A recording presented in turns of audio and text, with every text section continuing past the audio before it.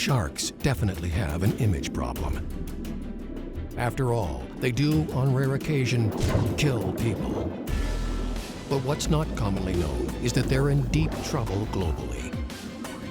The population of some species has declined by more than 90% due to overfishing and our insatiable appetite for shark fin soup. Larger animals, such as hammerheads, oceanic whitetips, and tiger sharks, are disappearing fast. There's one place in the world where sharks still flourish: the Bahamas. In the crystalline waters of this island nation, sharks are highly protected. It's illegal to kill them.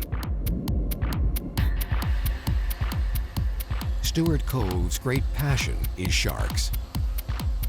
Traveling in his small plane, he helps spread a gospel of shark advocacy across the Bahamas.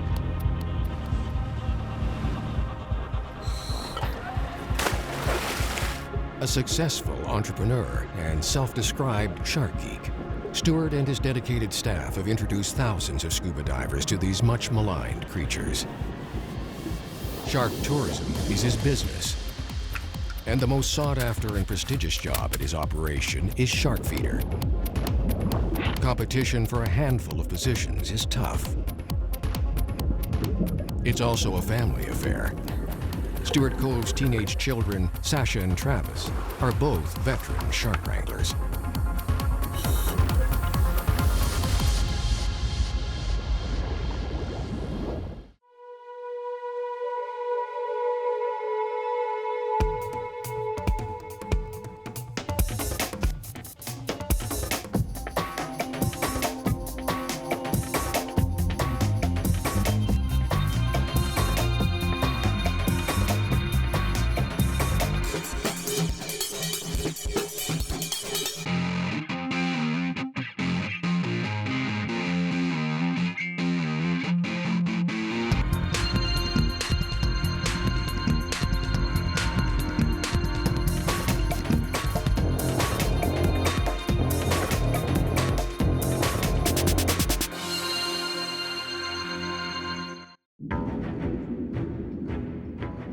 With a dramatic increase in attacks and fatalities in recent years, sharks can't seem to shake their bad reputation. They could sure use some help with their public relations. Demand for their fins, jaws, and meat grows each year. There is one remarkable country, though, where sharks are not hunted.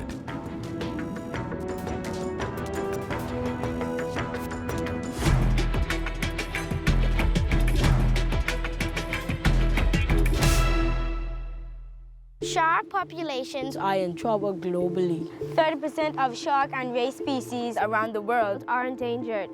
It's a demand for shark fins, liver oil, and other products that have driven numerous populations to the brink of extinction. The people of the Bahamas take the plight of sharks very seriously. Please. Please, please, please. Please protect our sharks. In 2011, the tiny nation outlawed all forms of commercial shark fishing and international trade in shark products. The Asian market for shark fins, they look everywhere. You know, anywhere there's a shark, they're gonna send boats. And of course, everybody knew that the Bahamas had this incredible population of sharks. And so they started sending scouts into communities talking to fishermen, hey, would you like to get involved in this incredible industry? Catch sharks, we'll buy the fins, you know, and it started pretty quietly, but they were in a number of communities. We knew this was something we didn't want in our country. If they could declare it a national park, then... Eric Carey is the executive director of the Bahamas National Trust, an organization charged with the conservation of natural and historic sites. We never ever had a fishing industry for sharks, and so sharks were never under threat in the Bahamas, and as such, we've always had pretty good populations of sharks. The need for the legislation came when the scouts started coming in looking to exploit our shark populations. That's the only time we really felt we needed to offer more protection for sharks in our country. One of the Bahamas' most vocal shark advocates is Stuart Cove.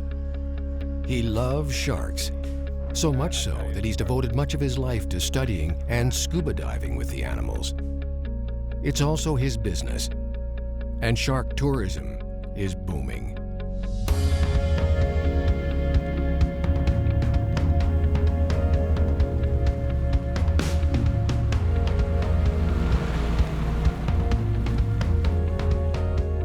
From our research, it shows that 40% of the divers come to the Bahamas because of the shark dives. We are doing approximately 60,000 exposures into the water every year with visitors. So it is a huge economic engine and helps the economy. Hotel rooms, the taxi drivers benefit, the shops, everybody benefits from the shark experiences. But that's not the most important thing. What I think Bahamians really appreciate is how important the sharks are for the health of our marine environment. Coordinating the hordes of shark diving tourists that visit the Bahamas each week is a logistical challenge. Many of them hail from cruise ships, making short stops at Nassau. Shark diving definitely appeals to more adventurous types. First shark dive. My daughter said she wanted to do it, and as you can see, she's not here, I'm by myself. She chickened out this morning. Here with my family, we can't wait. Pretty stoked about it. I think it was a collective decision that it sounded like fun. Yeah, definitely. I mean, you kind of see that and you're like, what a thrill. Of course we want to dive with sharks. Really looking forward to my first shark dive. I feel like a kid before Christmas. I've seen lots of sharks, but I've never had them, as they say, they're going to be up close and personal, so I'm looking forward to that. Shark feeders are like knights heading off to battle. They need a suit of armor to protect them. It's nothing. It's a real knife. We're not faking it, buddy.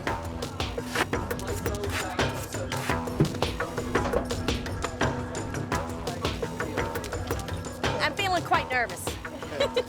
But it's going to be good. It's going to be fun, I think. I'm going to concentrate on keeping my limbs together. We have some grouper pieces. That's pretty much the main thing that we have in here today. I think there's also a few snapper bits in here as well. But this grouper, this is part of their main diet. This is what the sharks like. Sharks! I'm excited. I'm really excited. Excitable. I'm excitable. You ready? All right, let's go. I love pushing people in. I'm fine if I die. I'm gonna be fine. Big giant step.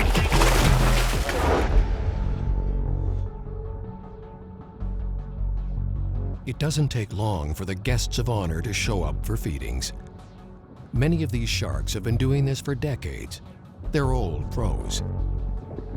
The more excitable participants are the big groupers, looking for a quick handout. Guests descend to the bottom first and line up around the feeding site. The feeder follows shortly afterwards with the bait box. The sharks actually came like between me and my son. We were sitting like we are now, and the sharks came between us. They came over our heads. They came around the sides and back to the feeder, and it was amazing. They were like attacking the feeder tackling them. The shark dive was phenomenal. It was an incredible experience. It was really fun. Definitely one of the best dives I've done so far. It was a lot less scary once you got down there until you started really thinking about what you were doing, and it was just really crazy. I mean, really one of the craziest things I've ever done.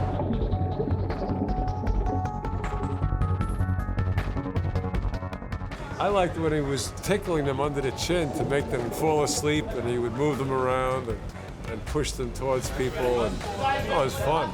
I never saw anything like it. Never dreamed it was going to be like that.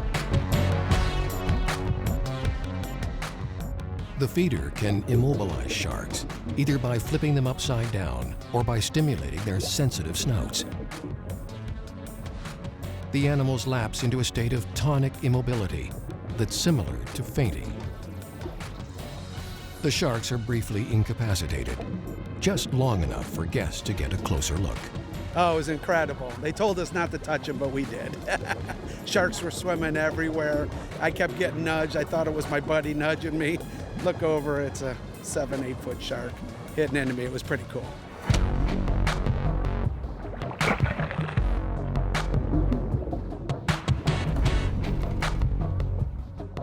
It's safe to say that this operation is the biggest shark diving operation in the world.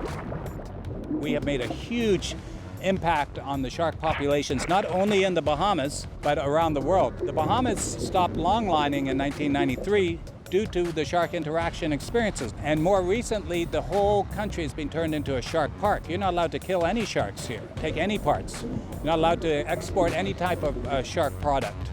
And it's this stance that this country has taken is spreading around the world. That was amazing. I never saw anything like it. Had a great time. Crazy. Awesome. The family survived. The part that was freaky was when they swam straight at you and then at the last minute, like, swam away. But we got used to it. Sounds weird, but you did. It was really, really awesome. I got hit in the head with the tail. So cool. They're so close to you. You want to touch them so bad, but then you're really scared too, so you know. I wanted to so bad, but I was like, no, I like this arm. Now we can say we've checked this one off the bucket list. That was awesome. One of the coolest things I've ever done, easily. Give it up for our fearless feeder, Rudy! It really was cool. Very, very cool.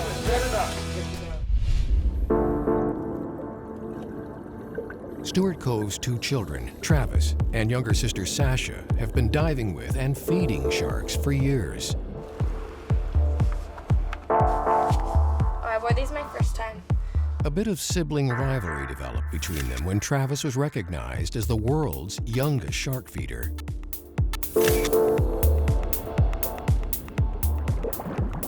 It wasn't long before 9-year-old Sasha decided she had to outdo her older brother. What are you doing today? I'm breaking my brother's world record. Yeah. What is that? Youngest shark feeder.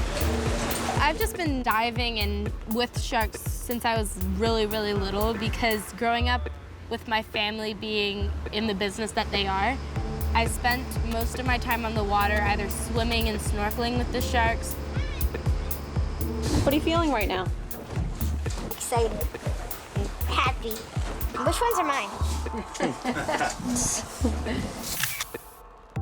My brother was the youngest shark feeder in the world. Every living moment, he would just rub it in my face that he was the youngest shark feeder in the world and I hadn't even fed. And so I was like, no, this just can't happen. And so on my 10th birthday, I got out of school on a Wednesday early and I went down and I fed and I was so scared. Well, my kids started diving at a very young age, started snorkeling with sharks at a young age and diving with sharks from when they were 8 years old. So my daughter, Sasha, they're very competitive, my children. When she was 10, she wanted to be the youngest shark feeder in the world, so we took her in the early morning and let her feed the sharks. And so right now, as it stands, I think she's the youngest shark feeder in the world. One of Sasha Cove's friends from her school in Canada is also a veteran scuba diver, at only 14. Filmmaker Danny Morrow's daughter, Samantha, was also exposed to the underwater world at a very young age. My dad, ever since I was in a high chair, has been showing me his shark documentaries and teaching me to love the water and the ocean and all the animals in it. I have to admit it, Sam seems to be a bit of an adrenaline junkie, and if it's not climbing trees or doing flips on a trampoline, she's always into doing something scary. I've been filming sharks for about 20 years now, and I think through osmosis, she's kind of developed this fascination with sharks. And I think she wanted to take it to the next level, and the next level is to actually get in the shark suit and get right in with the sharks and try and feed them. After hearing stories about Sasha and her shark-obsessed family, the two girls forged a common bond. It was only a matter of time before Sam decided that shark feeding was something that she had to do.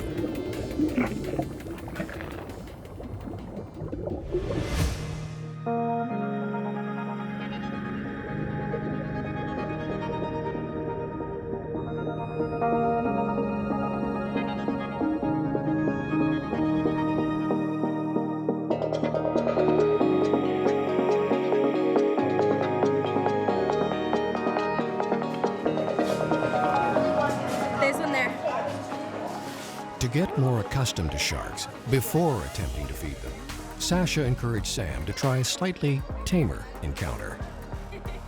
At the famed Atlantis Resort, guests can walk with Caribbean reef and nurse sharks. First of all, I'll introduce myself. My name is Santiba, okay? I'm going to be basically one of the instructors. I'm going to give you the briefing and let you know exactly what's going to be going on inside this tank. First of all, you have 22 sharks inside this very same tank here, okay? Non-aggressive, so nothing to worry about. We have the Caribbean reef shark. There seems to be a boundless fascination with sharks, especially for kids.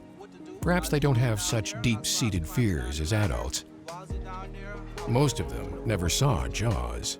Okay, guys, so basically that's it for the briefing. Are you all ready for a great shark dive? All right, let's do it. Sam, this is going to be a cakewalk compared to what we're doing tomorrow. You're going to get in the suit and feed them. Oh.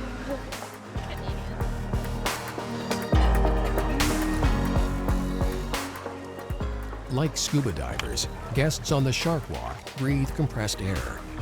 But instead of using regulators, they breathe with a state-of-the-art helmet.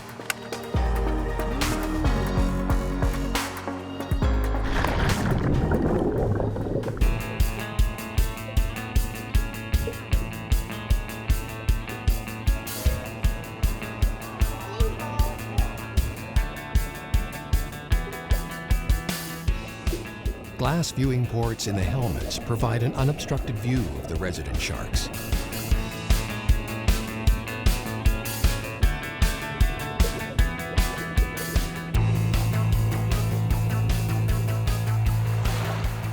At the resort's Mayan temple, visitors can also rocket through the shark exhibit on a water slide, or slowly raft down a river while surrounded by sharks.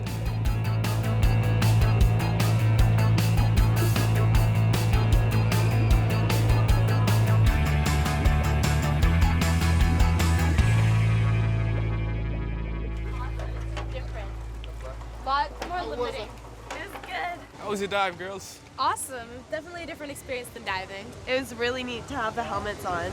Yeah, tomorrow we're going to put the chainmail on and do the real thing. I'm excited. Awesome.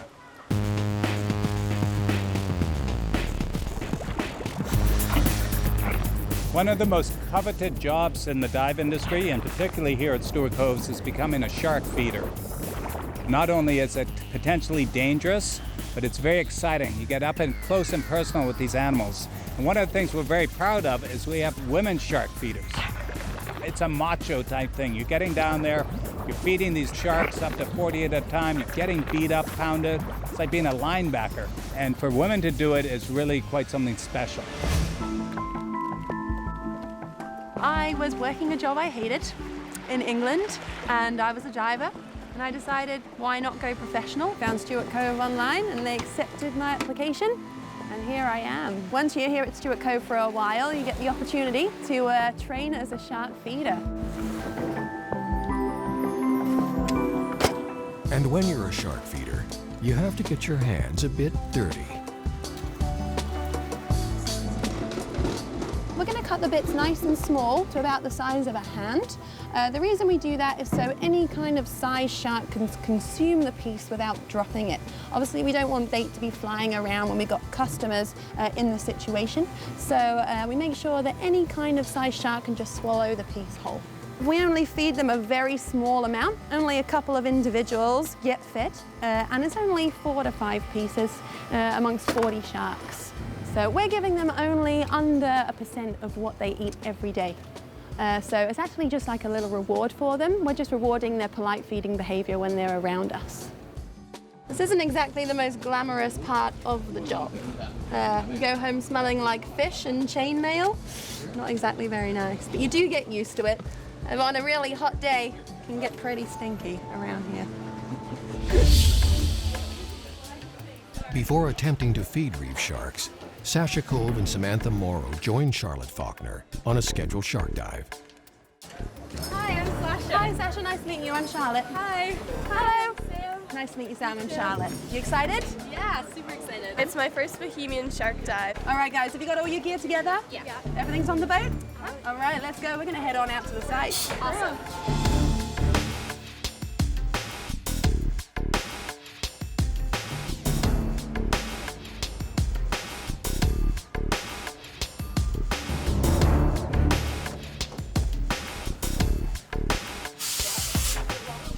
shark feeders at Stewart Coves are required to don protective chainmail suits. This is chainmail made of titanium. It's all handmade, so it's very, very expensive. Each chain is interwoven by hand, so very, very cool stuff. Sometimes the teeth do pass through, but it does protect us from the majority of any bite that does happen. Detailed briefings are also part of the job description. Now there's a #1 rule on this dive is no hand movement at all. It's really important we don't move our hands around like so. Our hands are going to be crossed, obviously, on the railing or holding a camera like that. That's the only ways you're going to be, okay? Once you're all back on board, all safely, I can come on back, hopefully, with all my fingers and toes, okay? So I never get sick of this. I've done it 100 times, more than that, but it's always different. The shark's behavior is different each time. So you learn something each time. The kids and other guests descend to the feeding site before the action begins. It's showtime.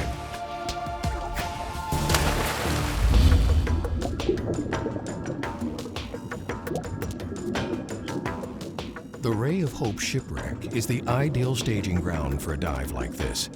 It's a relatively small and contained space where divers can gather around the port deck railing.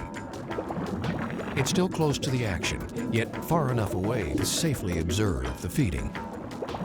We're trying to get them to do polite feeding behavior where there's no aggression at all around humans, and the food that we give them is like a positive reinforcement for that polite feeding behavior they're showing us. And as the feeder, we try and keep the sharks in that polite feeding behavior during the whole feed.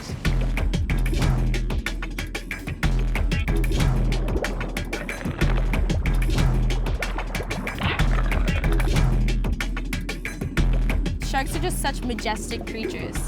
They live out there and they're so strong and graceful and beautiful, and they can cause so much damage if they really want to, but they really don't, and they have such a bad image.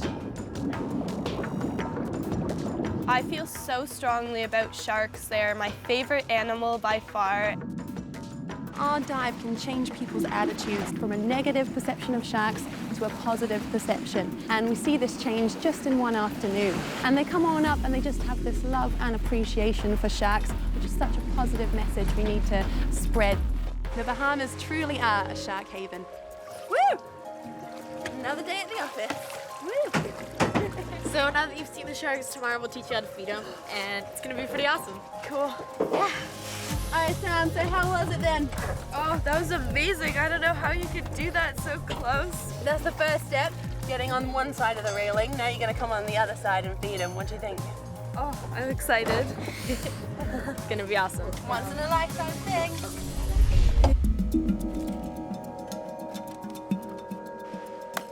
After the Atlantis Shark Walk experience and a thrilling demonstration of shark feeding, the two 14-year-old girls were ready for a bit more excitement. This is your big day, last chance, back out. Well, this is my first time actually feeding, so I'm a bit nervous. Are you sure? Last chance. This is a little bit out of my comfort zone.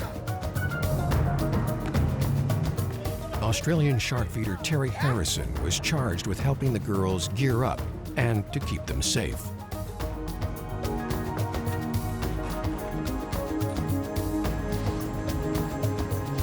Older brother Travis also joined the group as a safety diver.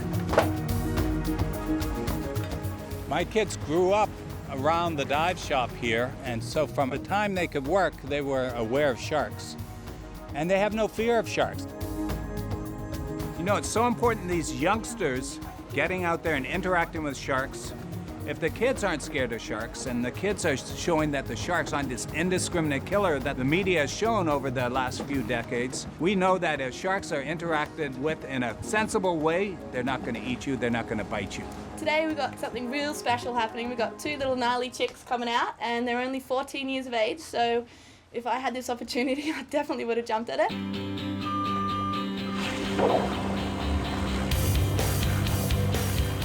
Well, you know, it's sort of like playing football, except the other players have teeth and they can get really vicious. I bet.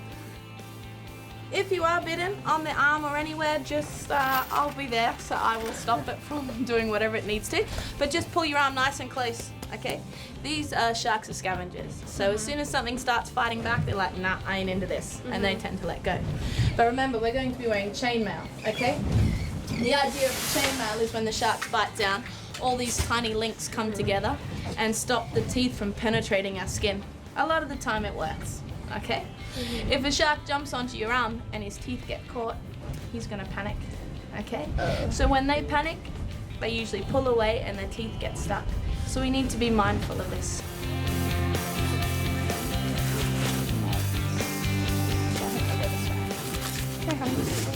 You happy? You want this spider or? Yeah, okay.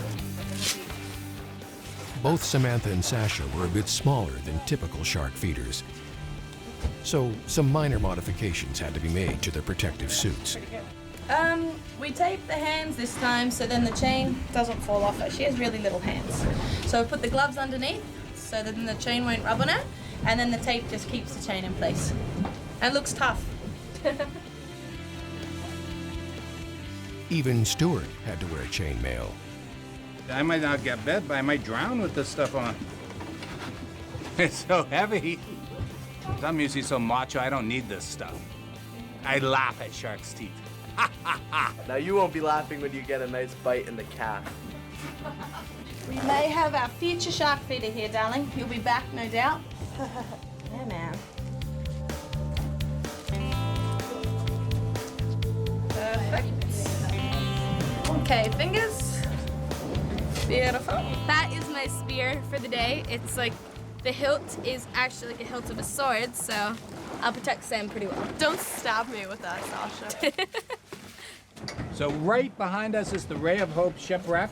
So what we're gonna do is we're gonna go down with the bait box. I'll bring it down to the bottom, and then I'm gonna let you guys feed a few pieces each to the sharks. And what you're gonna do is you're gonna spear a piece of fish and we're gonna bring it up. We don't wanna hold it up like this so the shark swims down and impales it. We want it to take it off to the side. A shark might bite your hand, and their teeth are small enough that they can get tangled in the chainmail. If that happens, you want to lock, hold tight, because they'll start to roll and shake, and they can actually cause tissue damage. So if you just hold tight, it's eventually going to let go. Terry's going to take you down and pick a good spot on the wreck where you probably have protection behind you. Then I'll bring the bait down. I hope this fits properly. Okay, Sam, there's no turning back now. You ready? I am definitely not ready. Too bad. So sad. Let's get in. Dad, did you tell Mom I was doing this?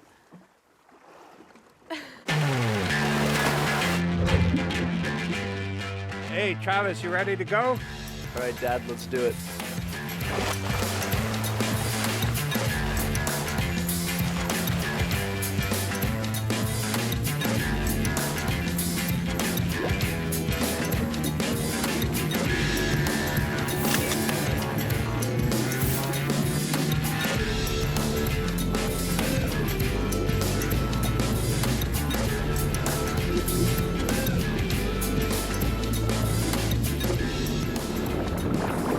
Stewart Cove quickly initiates the feeding.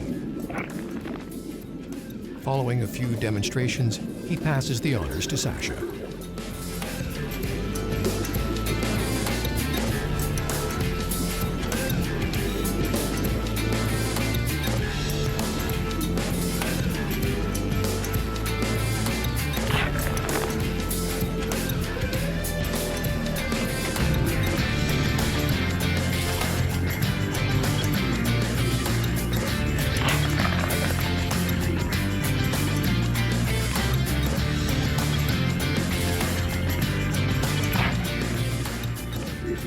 In a short period of time, the action ramps up, way up.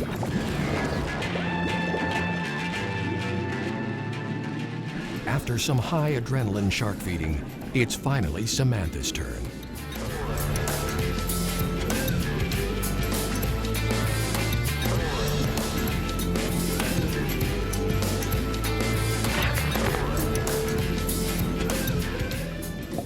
Sam down there was amazing. She's just such a natural with them. She did not flinch at all when we went down there. She just went straight into it, It goes pretty well for the novice shark feeder, until she gets bitten on the hand. Fortunately, the chainmail did its job and protected her from injury. It was incredible, my first time feeding ever, and it was a very scary experience, but I'm so happy I did it.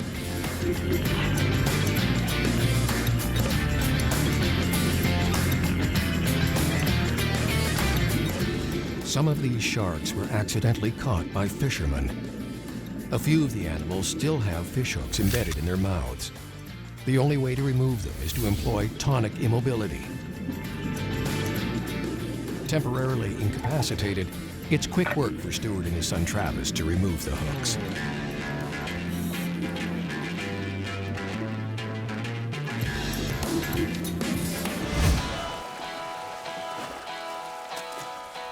Man, it was crazy. The kids are fabulous. There's so many sharks. That was ridiculous. A lot of energy down there. It was really cool. That was pretty scary, but it was really fun. Sam, you did fantastic. Gosh, they didn't invite you too hard, did they? Yeah, one bit me. So that's the tooth of the shark that bit Sam? Yeah, so that situation was pretty unusual. You can see actually the tooth mark right here, where the chain links have come apart. As the shark bit down, that little tooth got stuck in there, but now Sam's got a souvenir and a cool story as well. Yeah, So for that'll be nice. sure. Show all my friends at home. We got some pretty awesome stories to tell at school, definitely. The girls did amazing. We have 2 future feeders for sure here.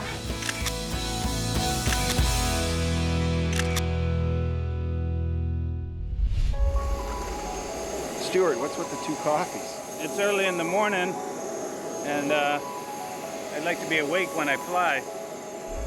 Today we're gonna load onto the Baron. We're gonna fly up to Grand Bahama to Freeport, and then we're gonna go out in a specialized boat. We're going 25 miles to a place where we know there's tiger sharks. Hey Stu, how you doing? Good, Jim. You ready for this flight up to Tiger Beach? I can't wait to meet those tigers. We're gonna go see the big sharks. We're gonna go on this little plane here. This may be more dangerous than diving with those big sharks.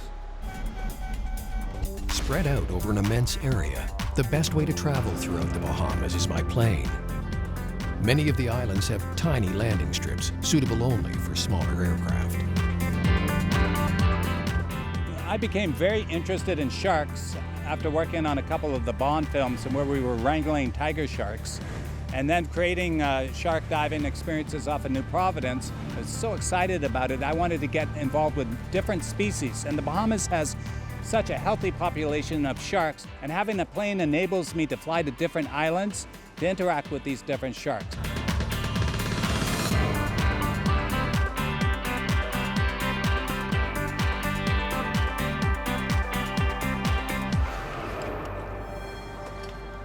From Grand Bahama, even with a fast boat, it's still a lengthy journey to infamous Tiger Beach. So what we've learned about the tigers is they're very opportunistic eaters. We want to have a lot of awareness when the tigers are around. As long as they're swimming around us, and if they come too close, you can push them away.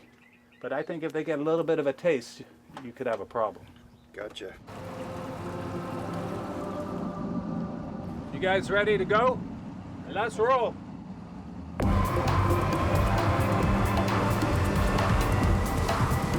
My father was an avid diver when I was a wee one, and his best friend owned a dive shop in Nassau, and they taught me to dive when I was 5.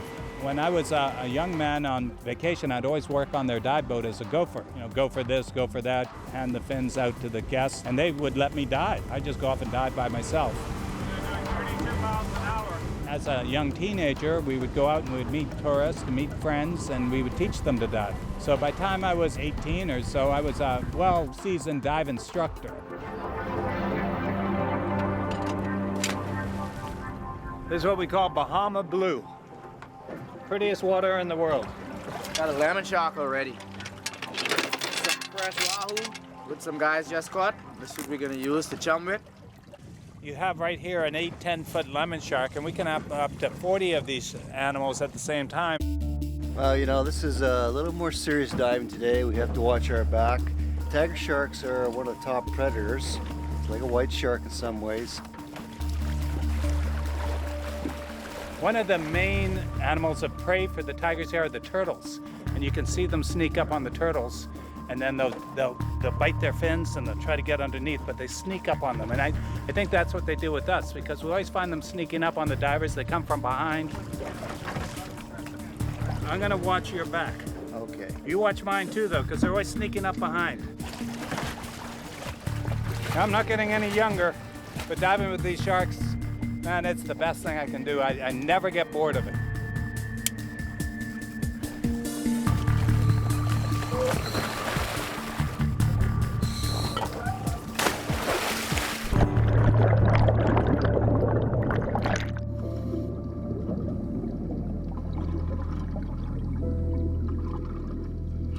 The Tiger Beach experience, we had a spectacular day. The water was flat, calm. As soon as we got to location, we had 2 large lemon sharks.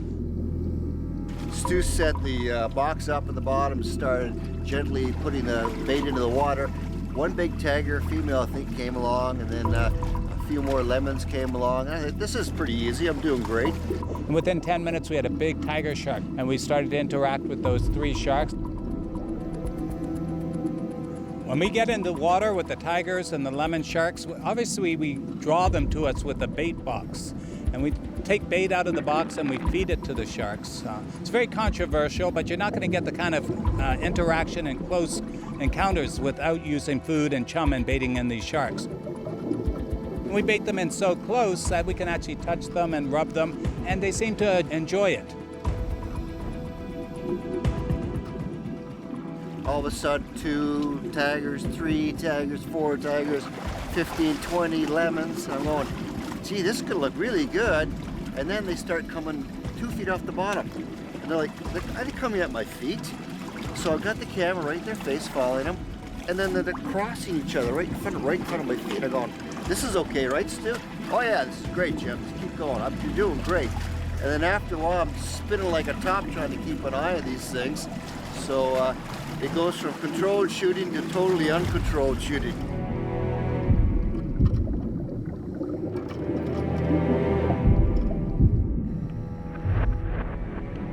You're trying to watch a tiger shark, and there's one over here, one over there, and all of a sudden there's one going between your legs from behind. Fantastic.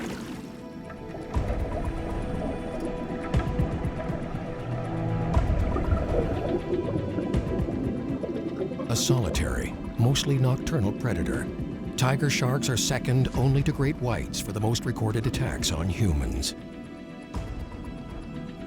They often roam close to shore, creating the potential for encounters with swimmers, surfers, and divers. Unlike great whites that mostly prey on seals and sea lions, tiger sharks will eat virtually anything, including us.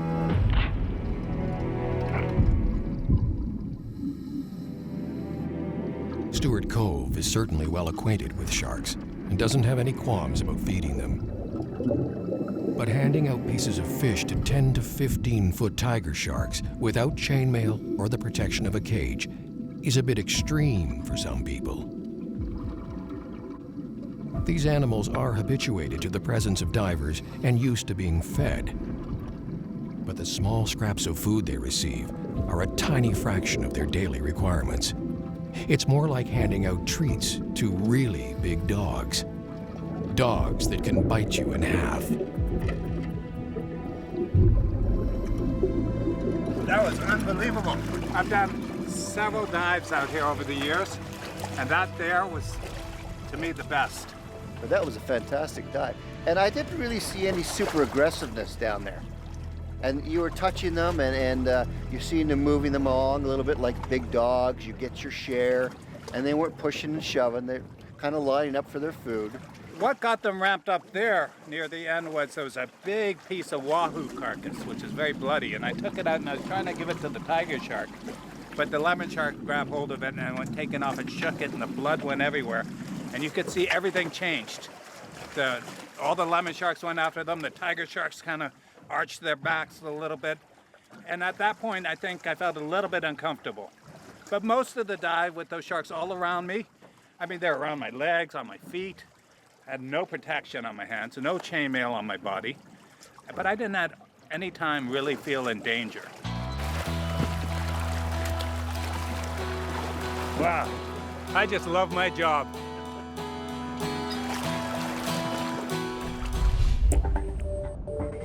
For a fish with such a vicious reputation, sharks in the Bahamas make a disarming first impression. They're not exactly cute or cuddly, but sharks here simply go about their business, as most predators do when left undisturbed. We're generally not on their menu, and they view us as just another fish on the reef.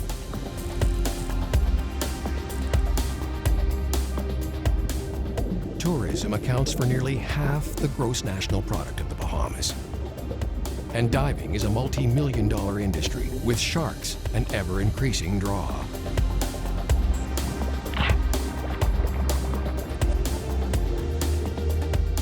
It's abundantly clear that a live shark here is worth far more than a dead one.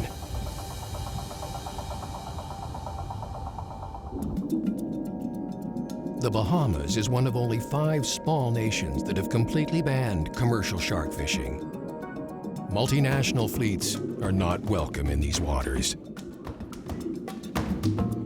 It really was a big deal that a small country like the Bahamas, joining other small countries, took on the giants and, determined that this was something that had to be done. We are very optimistic that we're going to be able to influence the larger countries and get them to see why it's important to protect sharks. So I think the future is bright.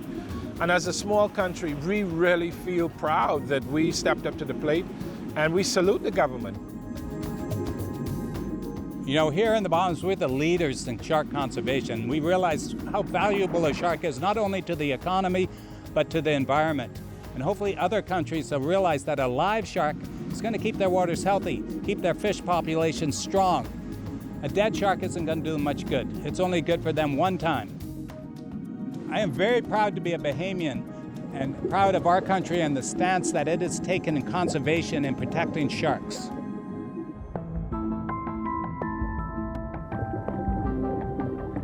It's estimated that a single live shark is worth as much as $200,000 in tourism revenue over its lifetime. Its ecological value is inestimable.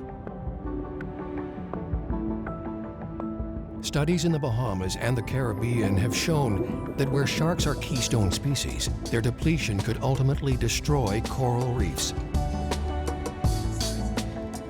Their role in the food chain is crucial. If the sharks are gone, so too goes a rich ecosystem, one that feeds local people and keeps visitors coming back. I've been blessed to grow up with all this healthy marine environment here in the Bahamas. Lots of sharks, with oceanic whitetips, hammerheads, reef sharks, tiger sharks. I hope that they're here for my grandchildren, my great-grandchildren, for many generations beyond that they can enjoy this wonderful resource. And I am very optimistic that many of these species that are now threatened are going to be able to bounce back, and that human beings are going to understand how important it is to live in balance with these very important creatures that inhabit our waters.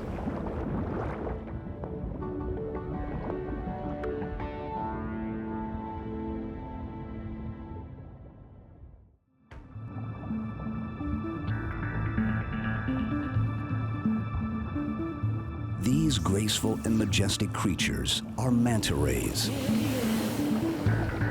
In an isolated corner of the globe, the enormous animals approach and interact with humans.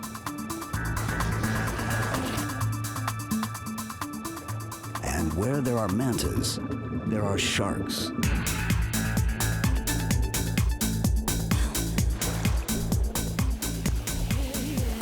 A close relative of sharks, manta rays have highly developed brains and appear to possess unusual intelligence.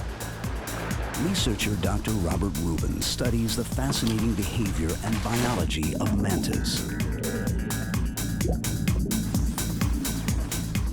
And the best place to find them is 250 miles southwest of the tip of Mexico's Baja Peninsula. These are the giants of San Benedicto.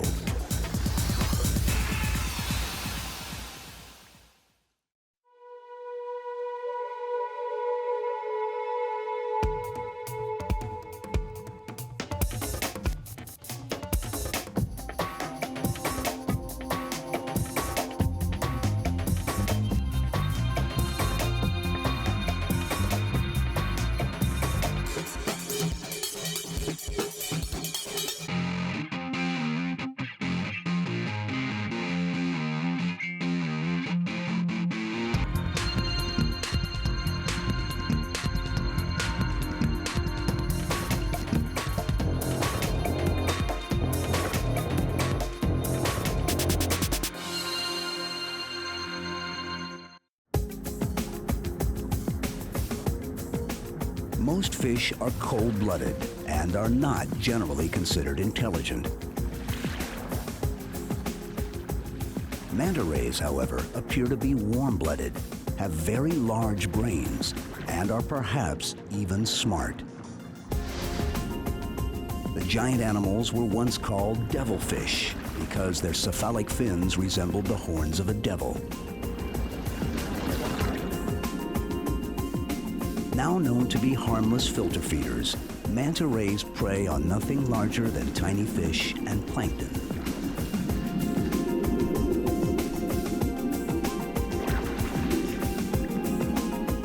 Sometimes measuring over 20 feet across, they glide through the water like seabirds on an ocean breeze.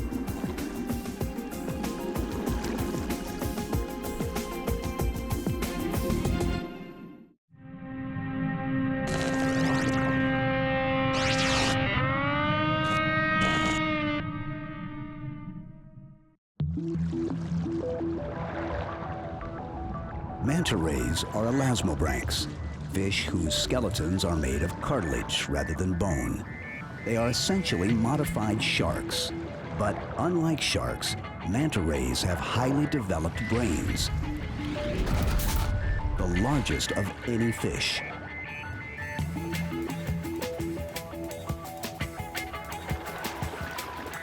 In behavioral terms, they are far more advanced than their shark cousins. Found primarily in tropical waters, mantas also occur in cooler subtropical and occasionally even temperate seas. These ocean voyagers are definitely not your average fish. Rays are, for the most part, flattened sharks. They have all the characteristics of sharks, with the exception of the fact that their bodies are flattened from top to bottom. They differ from sharks in that they live most of their lives on the bottom as opposed to living in the open ocean. Manta rays are somewhat different than the classic description of the rays in that they're very large in size. They've appeared very recently evolutionarily, and like sharks, they're pelagic, that is, they swim in the open ocean. Evolutionarily, sharks are a very old group, and they appeared about 350 million years ago. And for a long period of time, sharks were the only cartilaginous fish on Earth. During the Triassic period, most sharks experienced a worldwide extinction during a period of time when the seas were not highly productive. There wasn't much food. And when they reappeared a number of millions of years later, rays also appeared. And so rays are much more recent than sharks as a group. And mantas are the most recent. They appear first in the fossil record about 20 million years ago. Dr. Robert Rubin is a college biology professor and also one of the world's foremost authorities on manta rays.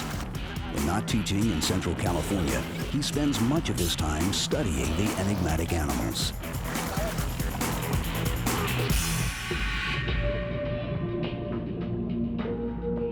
His passion, unraveling the mysteries of this little-known giant. I was attracted to manta rays when I first saw them in the southern Sea of Cortez 30 years ago.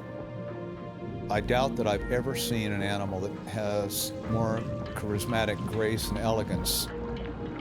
As a biologist, we become very curious about animals at the extremes.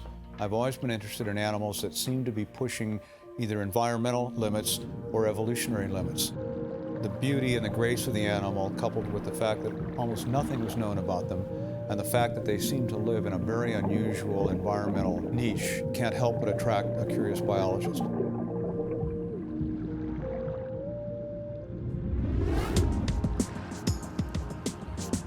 Mantas have a great deal in common with many species of sharks, especially large filter feeders such as basking and whale sharks. Similarities between the two groups also extend to their preferred foods and habitat. Manta rays and a number of species of sharks are almost always found to coexist in similar habitats. And in large part, this is a function of the availability of food. Most of these offshore reefs and underwater seamounts experience extensive periods of upwelling, and it increases the nutrient quality of the water, and the food chain begins with that, and so there's always food. And as the food goes, the mantas and the sharks go. It's one large pelagic community following the food.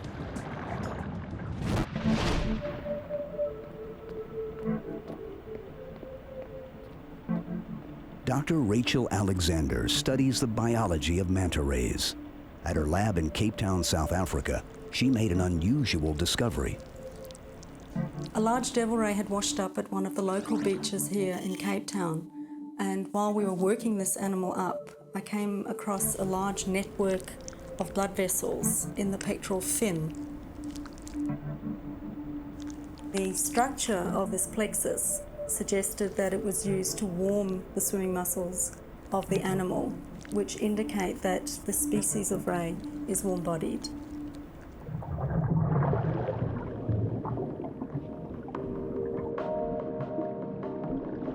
Many scientists believe the evolution of blood warming in wide-ranging species, such as manta rays, is related to a phenomenon called niche expansion. Most fish that are cold-blooded don't venture very far from their preferred habitat. But when body temperatures are elevated above those of the surrounding sea, animals can migrate into colder waters. These rays have been known to occur in differing water temperatures, colder waters than normally expected for these animals that live in tropical and subtropical regions. There's even an unconfirmed report of manta occurring in waters off Alaska.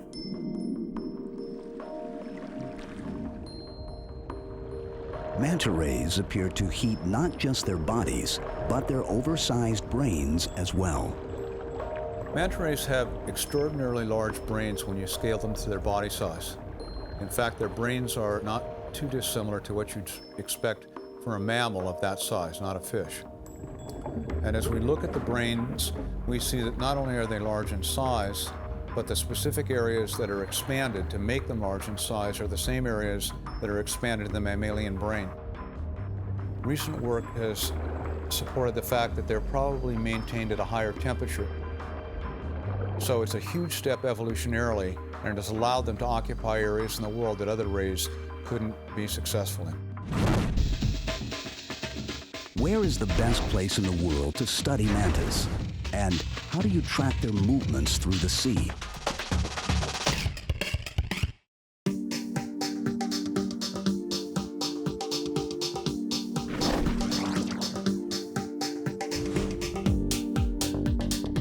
To study manta rays, a team of researchers and filmmakers traveled to the southwestern tip of Mexico's Baja Peninsula.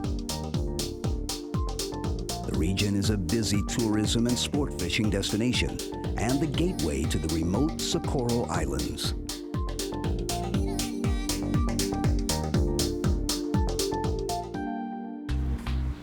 In Cabo San Lucas, the scientist and high-definition video crew boarded the liveaboard diving vessel Solmar 5. It would be their home at sea for several weeks.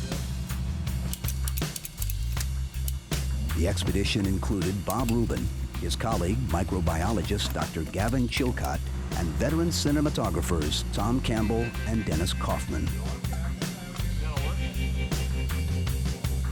Before departure, Rubin and Chilcott prepared their research tools, including acoustic surveillance equipment. Gavin and I built a PVC cage that would fit over one of the skiff's sides that we could attach a hydrophone to. That allows us to actively track the animals around the island, so we can use the tags in an active way by following them in the skiff with a hydrophone. And so it gives us a daily pattern of the animal's movements.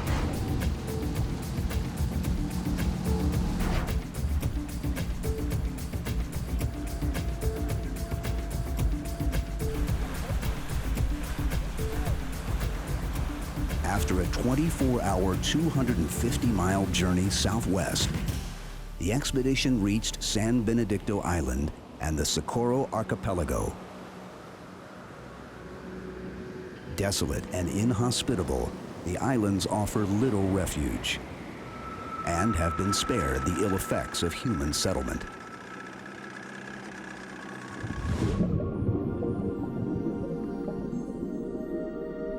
The isolated region is, however, a beacon to sharks, whales, and other pelagic animals.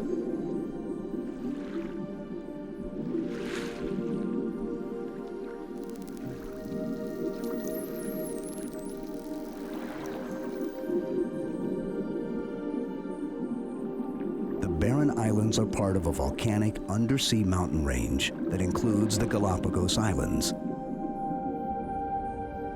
Lonely outposts in the open Pacific, they rise thousands of feet from the sea floor.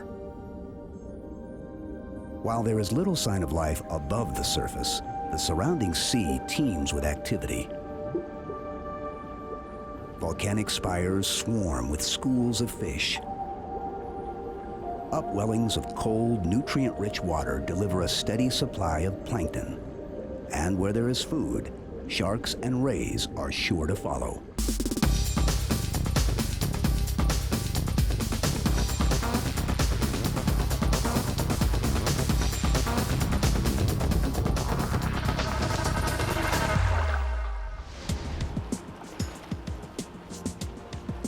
The main islands in the group, San Benedicto, Clarion, and Socorro, are spread out over hundreds of square miles. Bob Rubin has made dozens of trips to the archipelago. San Benedicto Island in particular is arguably the best place on the planet to study the giant rays.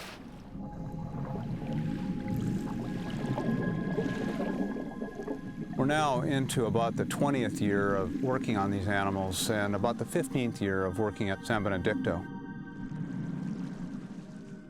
We've chosen San Benedicto as a study site because it certainly is unique in the major locations in the world where mantas are found. And the mantas numerically are found in greater abundance here than any place else in the world that I know of. And they come back.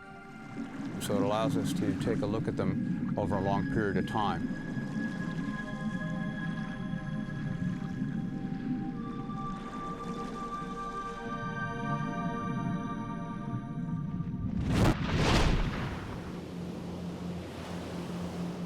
At San Benedicto Island, Bob Rubin and Gavin Chilcott explore recent evidence of volcanic activity.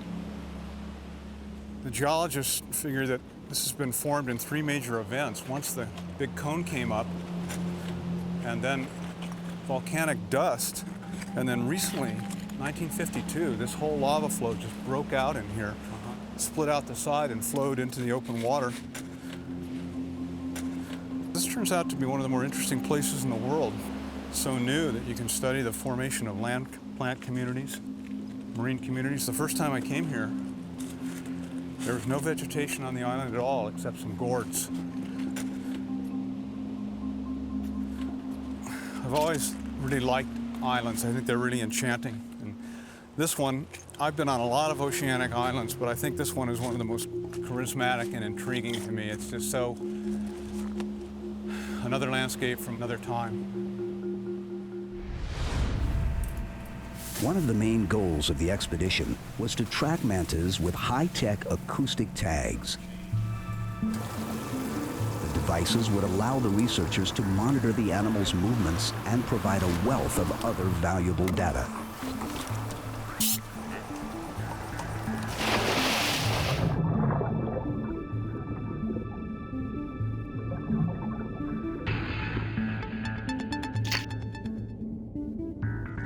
Recently, in an effort to find out more about manta movements and the way in which they use specific habitats, we've begun to apply small acoustic tags that allow us to track the animals by using underwater listening stations.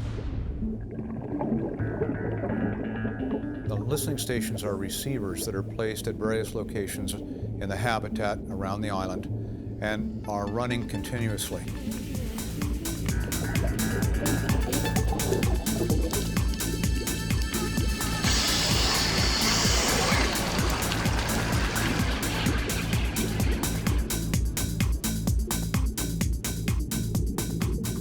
as the animals swim by, they pick up a ping from the tag that's been attached to the animal and record it. And so it gives us a pattern of when animals are in the habitat, what the water temperatures are like when they're there, and also how frequently they're there. Often these shallow bays are places, in the morning particularly, mantas will come in and move around these bays. Interestingly, in the later afternoon, they seem to go around from point to point. Actually, what we want is we want to be as close to the tip of the lava flow right there as we can get to get at least one good mark on the GPS.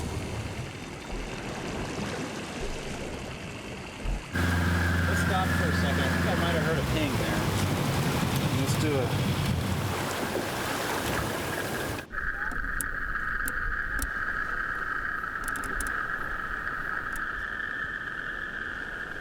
Analyzing the data has shown us that the animals are present somewhat infrequently, and for the period of time that the tags have been out and the animals have been recorded, they're only in the habitat about 2% of the time.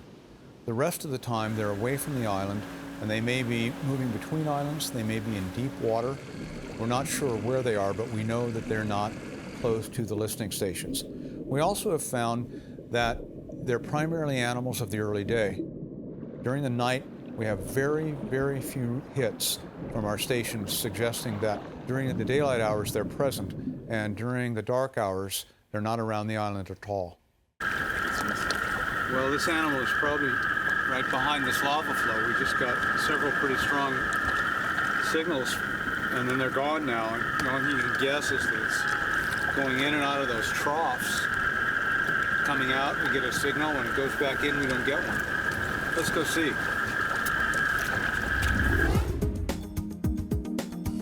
To find out where the rays migrate when they are away from the islands, Ruben utilizes a new tagging system based on satellite technology.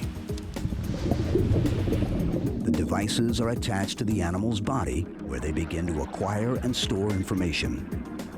After gathering data for up to a year, the tags are pre-programmed to detach and float to the surface.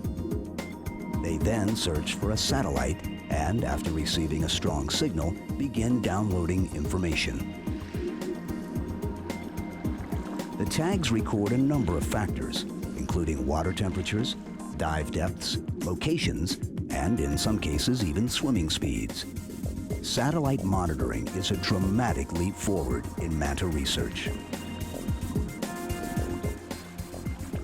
Satellite tracking will allow us not only to determine how the animals use the specific habitats that we know they're found in, but also how they might move between islands and other habitats.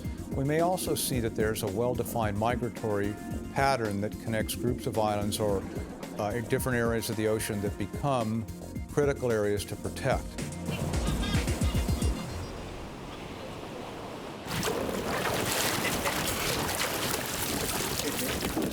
Oh, that wasn't as impressive. You never make it in the Puerto Rican guys coming up like that. This particular tag was set up so that it'll come up on New Year's Day. New Year's Day? Yeah. Oh. So wow. We'll get the data. We'll have the computer in one hand, and a bottle of champagne in the other. Yeah. We'll give you a call. This is the first time I've ever seen mantas at this site, and interestingly enough, one of the animals that we know from San Benedicto, we did see here 30 days later, and that's the only other time that I've ever seen mantas at this site. So we know that they move between at least those two sites, and the satellite tag will tell us a little more. Yeah, maybe they follow some deep ridge line or something. That could be. All these islands are on the same underwater ridge system, and that may be what they're using as a migratory cue. Yeah, possibly. Why do manta rays approach and interact with humans? And who are the hitchhikers on their backs?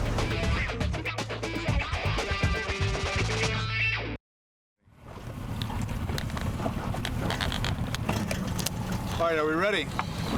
Let's go. Ready.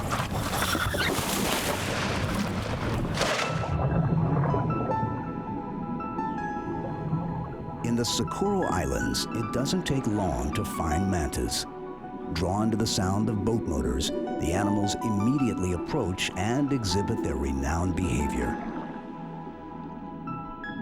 Even after 20 years of studying the rays, Bob Rubin is still amazed at how the animals court human company.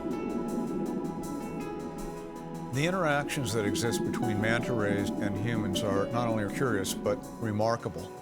And I think it's fair to say that nowhere else in the world can people interact with wild vertebrates of this size and these numbers. Wild vertebrate animals are not normally curious about humans except as potential predators or perhaps prey. But mantas seem uniquely curious about human organisms, to the point of courting the interactions, coming very, very close and making eye-to-eye contact, and allowing humans to stroke them, ride them, pet them. Just about every possible type of contact that a person could make is not only possible, but it seems to be promoted by the behavior of many of the animals.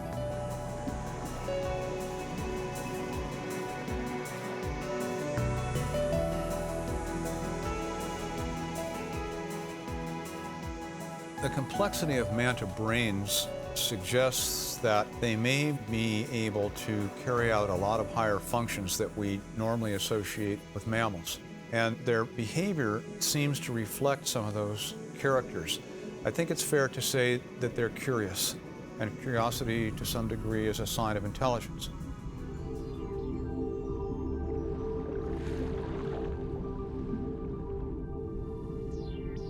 One of the most intriguing aspects of manta and human interaction is that the animals appear to favor certain divers.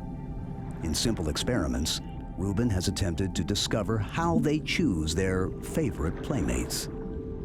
Certain mantas will allow certain individual humans to come close while moving away from others. And we wondered as to how they might be able to tell, and so in small little experiments we've changed diving gear, and they still are able to recognize the person that they would allow to come close and the person that they reject. And we also were able to show that by putting tinfoil in our masks where they couldn't see our eyes, they no longer could tell who the person was that they wanted to ride or the person they'd reject. And so the speculation is that they're recognizing us by our eyes. And their close proximity and the fact that they come right next to you and look eye to eye may in fact support that. Mantas and other large pelagic animals play host to a strange fish called remora. The hitchhikers attach themselves to their rides with a specially adapted dorsal fin.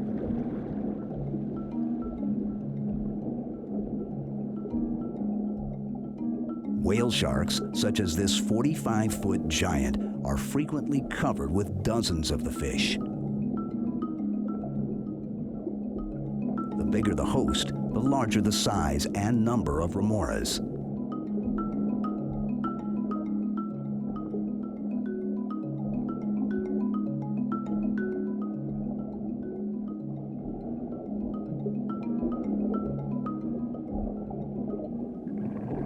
Even a juvenile whale shark has to contend with the pesky freeloaders.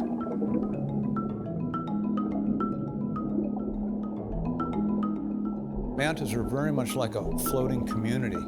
In open water, very big organisms like this attract a lot of other organisms that use manta rays either as shelter, protection from predators, as a source of transport from one spot to another, or perhaps even a guide to take the other species to food. One of the organisms that exists in close association with mantas are large remora fish that are sometimes called suckerfish. It was thought for a long period of time that remoras were parasitic and were using the mantas as a point of attachment and cleaning the mantas to some degree, symbiotically taking parasites and so on off of their body, or perhaps just picking up the scraps after a manta meal.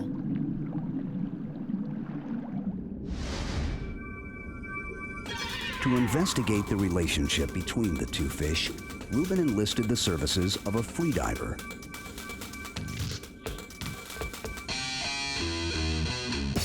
But catching one of the wily fish was no easy feat, especially without scuba gear. Even if you do manage to grab onto them, remoras' iron grip make extraction difficult. They do, however, make great handles for an exciting manta ride.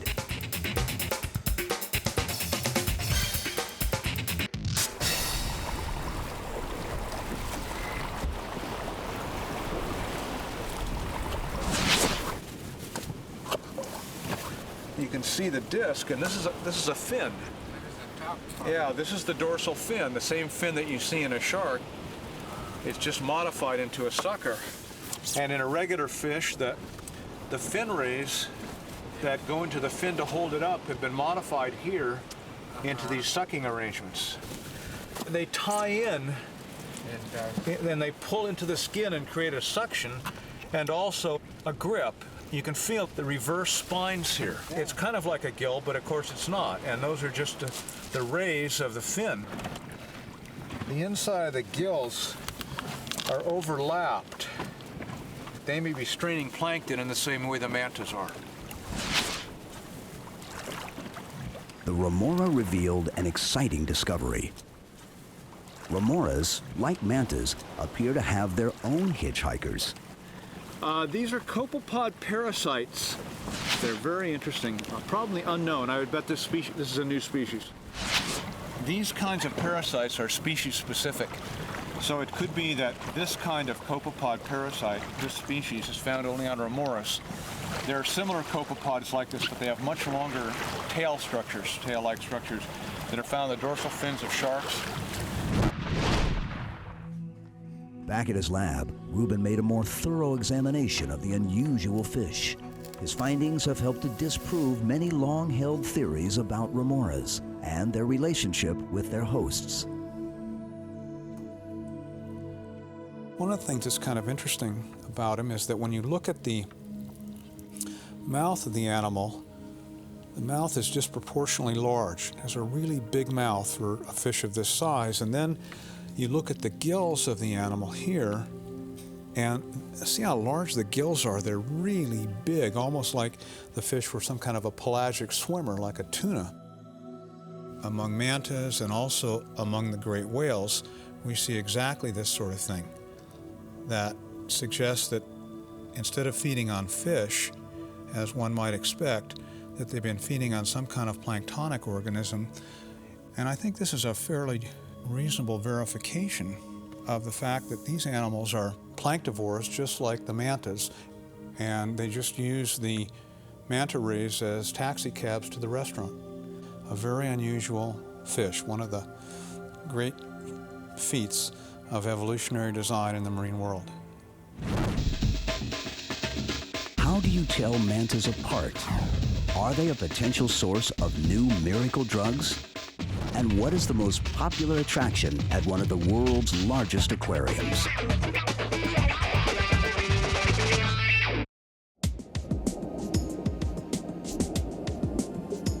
Despite the fact that manta rays are very large in size and widely distributed, relatively little is known about their biology or genetics.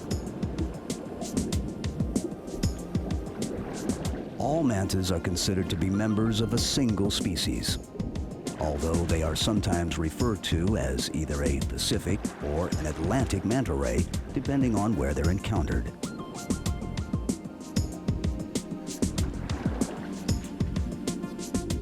The rays also have two distinct body patterns. Manta rays occur in two different color types. One of them with white on the back and a large V at the base of the dorsal fin, and we call those chevron mantas. And others are solid black, like large stealth bombers, and we call those black mantas. The black mantas are not found typically in warmer tropical waters, whereas the chevron pattern seems to be the most common pattern worldwide. Individual manta rays, like orcas and humpback whales, have distinguishing characteristics. These subtle and sometimes dramatic differences enable the researchers to utilize photo identification. Each animal has a different marking, very much like an individual fingerprint. By looking at these through time, we've been able to establish that they don't change. And so that once you have a photograph of an animal's undersurface, you can enter it into a catalog and you can match it time after time to new photographs. We've identified now 146 individuals, and of that 146 animals, we've seen about 40 animals more than once. Some of the animals we know for as long as 15 years. The photo identification system allows us to get an estimate as to how big this population is and whether it's what biologists call an open or closed population. And that really means, are animals moving in and out of it from other sources, or does this population represent one large group of animals that are genetically related, like large families? Bob Rubin and Gavin Chilcott's research includes DNA sampling of manta tissue. These clues help the researchers piece together a difficult genetic puzzle. Acquiring a DNA sample requires a specially tipped spear that extracts a plug of tissue the size of a pencil eraser.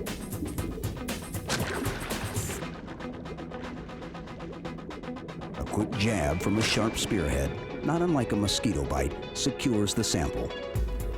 The difficult part is trying to catch the speedy mantas.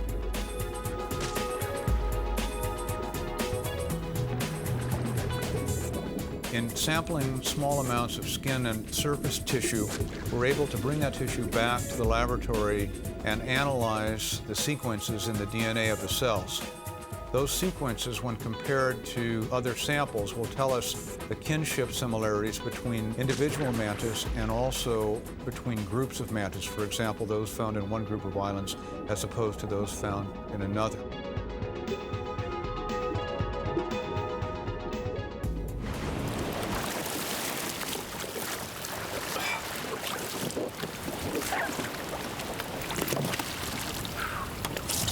Boy, that was about the most cooperative manta. Boy, no kidding. You'll ever find in your life. Yeah. That was successful despite a false start there. You didn't get the DNA sample in the first go, Well, did the you? tissue didn't retain. We did get a good punch, but the tissue didn't come out with the tip, and I'm not sure why. So we changed the tip, and the second tip was successful. So you got a good sample on that one. Got a good sample.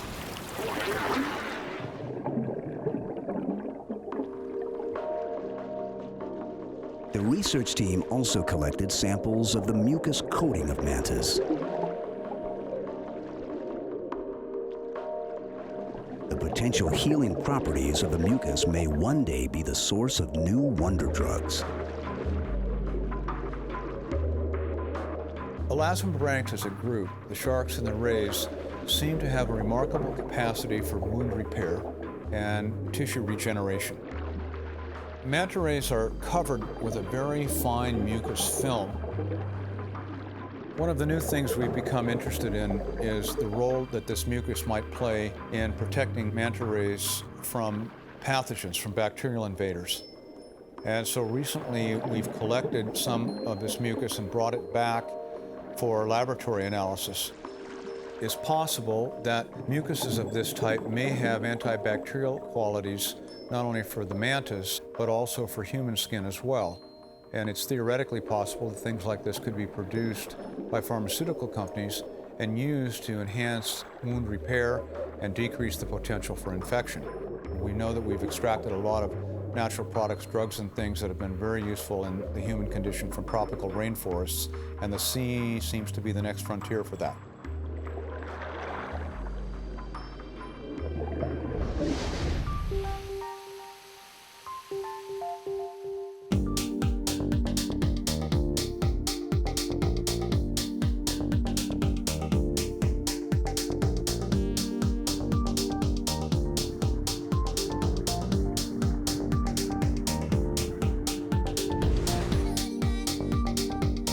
The Atlantis Resort and Casino in the Bahamas boasts one of the world's largest aquariums.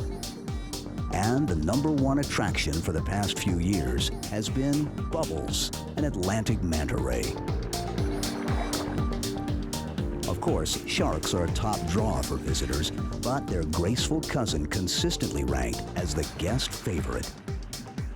Our sharks, I'd say, rate number 2 in terms of attraction for the guests. And what outranks the sharks for us is our impressive manta ray that we have right here in the ruins tank.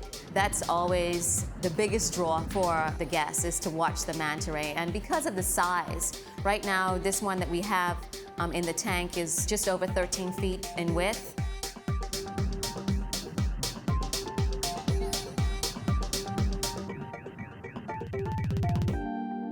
Bubbles easily acclimatized to her new surroundings. But with daily feedings, she dramatically increased in size. Once Bubbles reached a wingspan of almost 15 feet, it was clearly evident that she had outgrown her artificial home. A reluctant decision was made to release her back into the wild.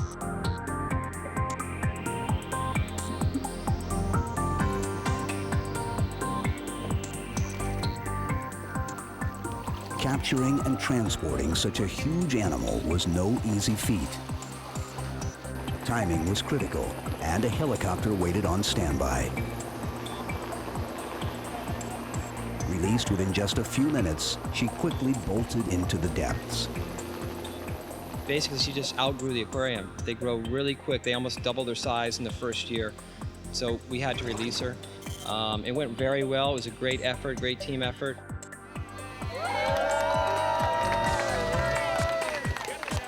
A few days later, a 6-foot juvenile manta was caught off Rose Island.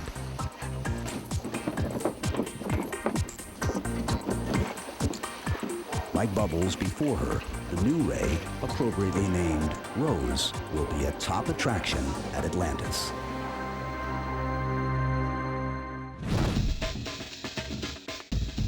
How does such an endearing animal find itself on an endangered species list?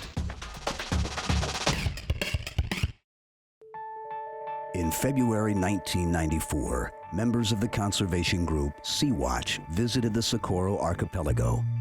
They were there to scuba dive and snorkel with the famed mantas. On Valentine's Day, Mexican fishing boats appeared and started pulling in nets off the southern tip of San Benedicto Island. Mantas that the group had been interacting with the day before were hopelessly trapped in gill nets. The entangled rays destroyed valuable fishing gear, and enraged fishermen killed the animals. Sea-Watch brought the disturbing video footage to the attention of the Mexican media. Influential television programs began airing the story, and networks from around the world quickly seized on the dramatic images. Oh, God. The footage was brought to the attention of the head of fisheries and the Mexican president. Government and public reaction was swift. Within 2 months, the Pacific manta ray was put on an endangered species list. It is now a crime to kill a manta ray in Mexico. The islands are highly desirable as a fishing ground because they are so highly productive. And in the recent past, fishermen have used the islands to take large quantities of billfish, sharks, and a variety of other species, including manta rays. Manta rays were taken rather indiscriminately and killed rather viciously by fishermen because they were contaminating the nets. Mantas worldwide need protection because as you look at them biologically, they're first large animals that don't reach reproductive maturity until late in life. That's true of most sharks and rays. They are also characterized by giving birth to a single pup. And so it's then likely that a single female will give birth to maybe only 10 or 12 pups in her entire lifetime. Large animals like mantas can't survive without a conscious human conservation ethic.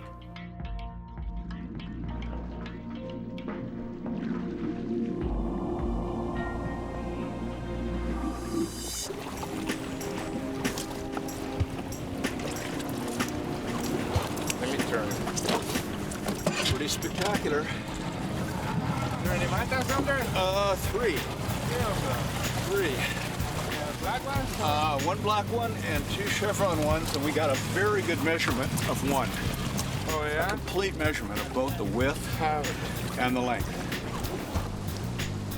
After nearly a month at sea, it was time to return to Cabo San Lucas. For Bob Rubin and the rest of the team, leaving was bittersweet. But the expedition revealed many new insights into manta biology, distribution, and behavior.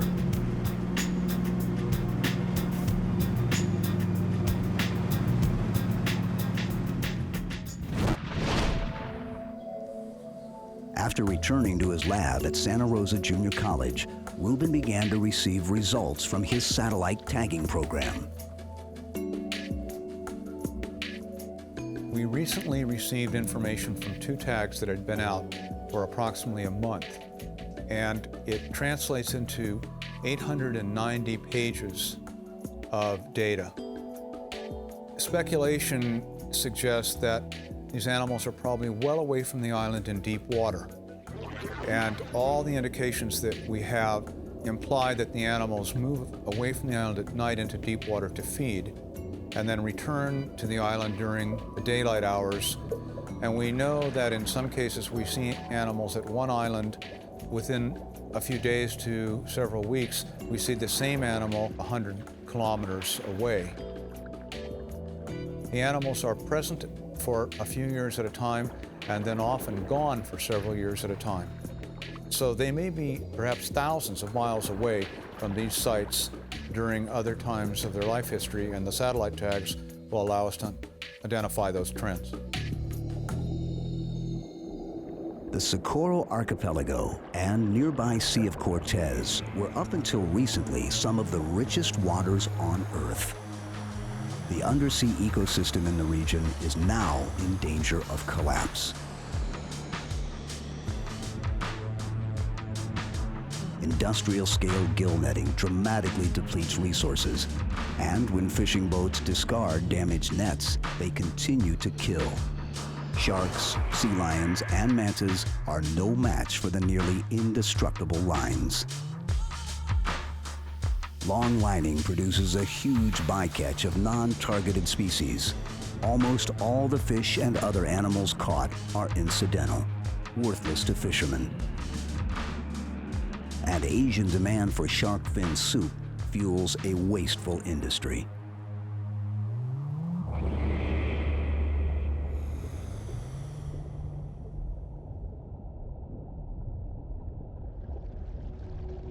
There is hope. Due to the conservation efforts of groups such as Sea-Watch and the Save Our Seas Foundation, and scientists like Bob Rubin, mantas have a fighting chance of survival. The Socorro Archipelago is now a protected biosphere of Mexico. Manta rays are one of the most incredible organisms the planet has ever spawned. And to watch them, to be around them, to have the ability to study them and know more about their biology is exciting beyond belief. I'm very optimistic about the future because I think some of the work that we're doing and the work of others will result in a much better understanding of who they are and how important they are in the structure of pelagic communities and in the world's oceans as a whole.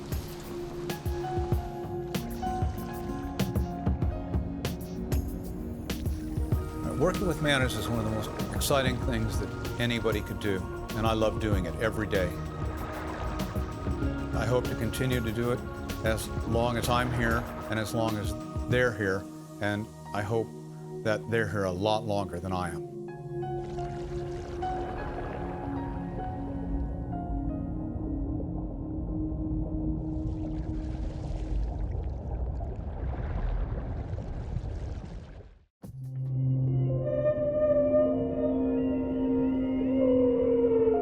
A male humpback whale, a singer. His complex and haunting song can be heard for miles underwater.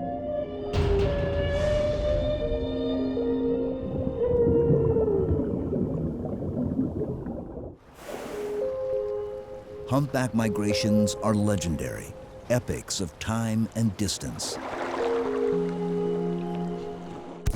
These whales and others were hunted to the brink of extinction. But since a 1986 whaling moratorium, a few species, including humpbacks, have recovered some of their historic numbers. But whaling nations want to reopen the hunt.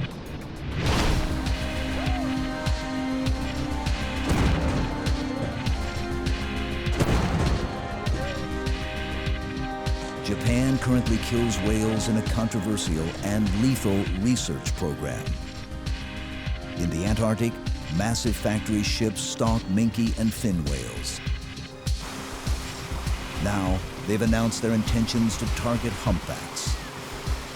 You're in a whale sanctuary and you're assisting in illegal activity. Remove yourself from these waters immediately. Captain Paul Watson of the Sea Shepherd Society has made it his personal mission to shut down the whaling industry. In the Southern Ocean Whale Sanctuary, Watson and his teams chase, harass, and ram Japanese ships. They're heroes to many, pirates and eco-terrorists to others. Nations such as Tonga are being recruited to take sides with pro-whaling nations at the International Whaling Commission. But Tonga also has a fledgling whale watching industry. And whale watching is a very popular and lucrative business, especially in the Hawaiian Islands. In winter months, humpbacks are Maui's #1 tourist attraction. At Maui's Whale Quest, photographers, researchers, and conservation groups gather at an annual conference dedicated to humpback whales. There's no doubt the animals stir our emotions like no other creatures.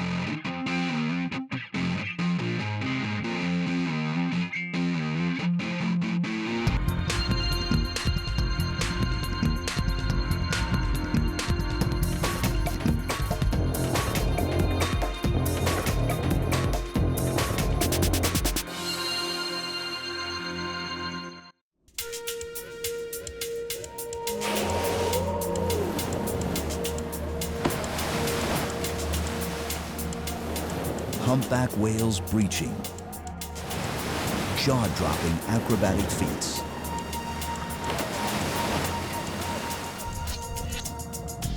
These are the warm cobalt blue waters of Tonga, an island nation in the South Pacific. Humpbacks gather here to mate, give birth, and to rear their young. For months, adult whales do not eat. Females lose much of their body mass while nursing their enormous offspring. From the tropics, humpbacks then travel thousands of miles to rich feeding grounds in colder seas of both hemispheres.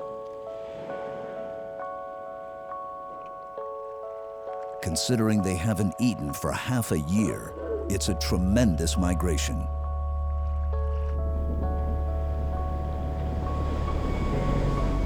They undertake this arduous journey for good reason. Whether it's krill in the Antarctic or herring in Alaska, humpback whales need to consume a lot of food before their return voyage.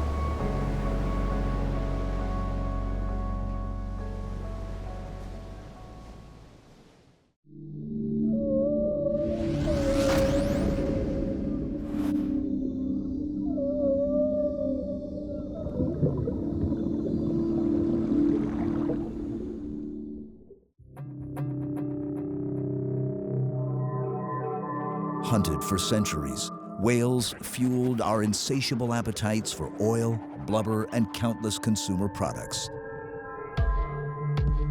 The The slow-moving animals were no match for swift whaling vessels. With the advent of even faster, more modern ships equipped with explosive harpoons, hundreds of thousands of whales were killed. It eventually became clear that many species, including humpbacks, were in grave trouble.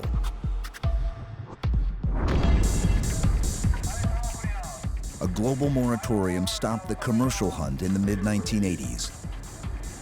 And in 1994, the Southern Ocean Whale Sanctuary was formed in the waters surrounding Antarctica. In the decades since the moratorium, humpbacks and a few other species have rebounded in numbers. With many commercial fish stocks on the verge of collapse, there is a growing movement to once again target whales. This time mainly for their meat, literally tons of nutritious, protein-rich flesh from a single animal. The ban on hunting whales is still in place, but through a loophole, whales can be killed for scientific or research purposes. Japan is one of the leaders. The merits and legitimacy of this lethal research are hotly debated.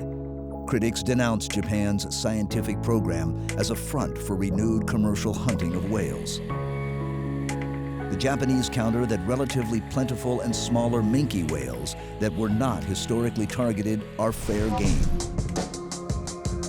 But the most contentious issue in the debate is that the animals are currently hunted in a protected area, the Southern Ocean Whale Sanctuary, where whaling is banned. And directly in their wake, trying to stop them, is the Sea Shepherd Society. I set up Sea Shepherd to uphold international conservation laws, treaties, and regulations. So we intervene where there's criminal operations taking place, illegal whaling, illegal fishing, and that's what we've been specializing in over the years. So we're not a protest organization. A respected and equally reviled activist, Watson has been instrumental in raising public awareness on many environmental issues. He developed his extreme form of activism at a very early age. I was raised in a fishing village in New Brunswick, and I began to walk the trap lines and free the beavers and the other animals, and then I began to destroy the traps, and so that's where my activism started at 11. And then in 1969, at 18, I was the youngest founding member of Greenpeace. On dry land for just a few months each year, Watson, now a U.S. citizen, bases his operations on San Juan Island in Washington state. Alongside annual campaigns against Canada's sealing industry, Sea Shepherd now directs much of their attention towards Japanese whaling in Antarctica.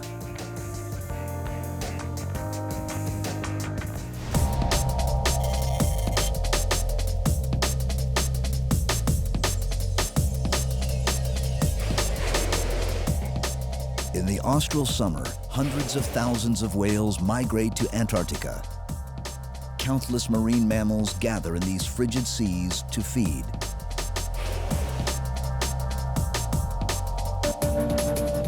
This is the Sea Shepherd vessel, the Robert Hunter. Its mission, to hunt down Japanese whaling ships. I had been wanting to go down and confront the Japanese fleet for years, but it wasn't until 2002 that we were able to afford our first campaign to go down there. And we just completed this year our 4th campaign to Antarctica. And it's proven to be more successful every year. Our tactic's pretty simple. We just simply chase them, and they run, and they don't kill whales. So they're only able to get half their quota over the last 2 years. I like to design tactics that aren't going to hurt anybody and are somewhat humorous. And so, you know, in the past we've had cannons that fire pie filling, chocolate or cream pie, and you know, you can certainly slime somebody with 45 gallons of chocolate. We're always constantly trying to come up with tactics that are designed to be effective, yet at the same time will not injure anybody that we're opposing.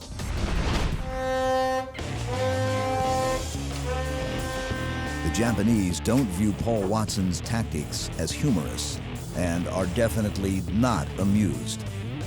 Smoke and stink bombs are just one of the many ways in which Sea Shepherd disrupts the operations of whaling ships.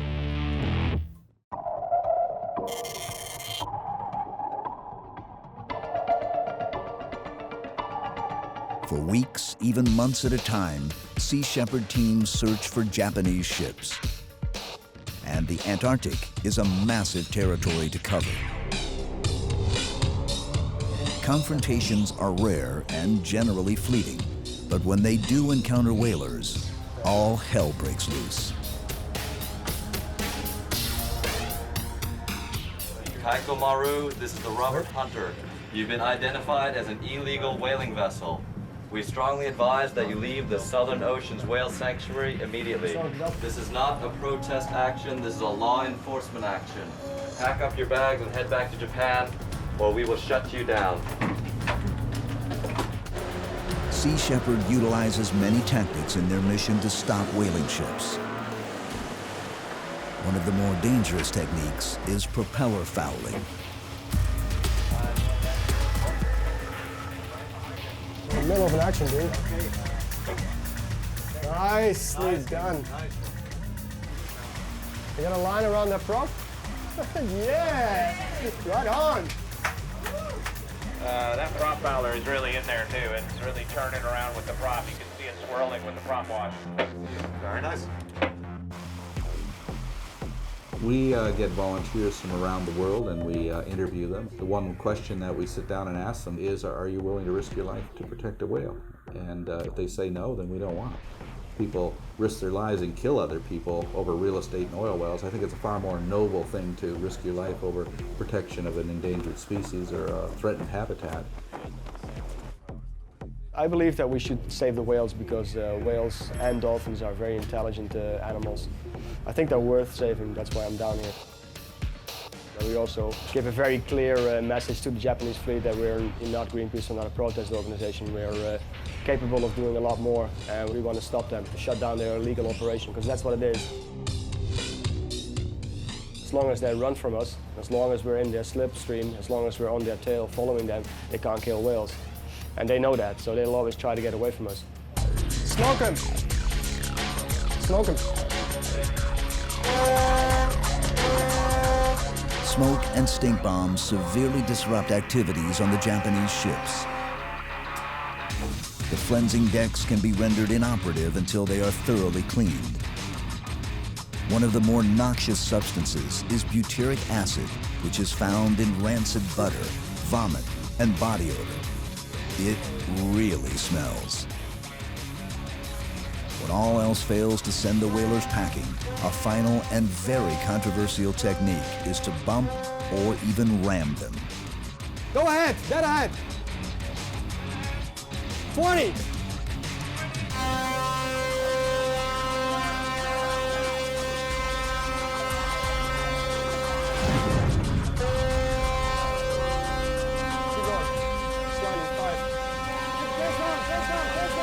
Stop!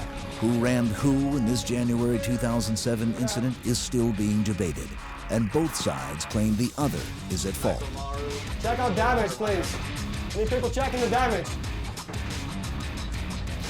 Takomaru, this is the Robert Hunter. This is not a protest action, this is a law enforcement action. Holy look at the chip.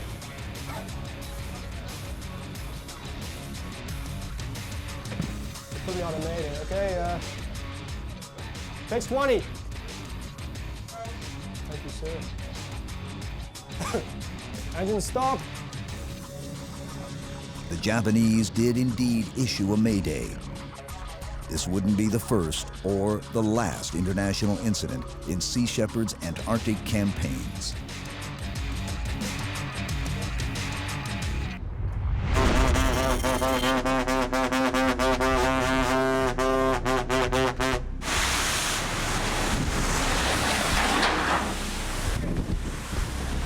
Oriental Bluebird, or should I say the SS Whale Meat, please remove yourself from these waters. You're in violation of international conservation regulations.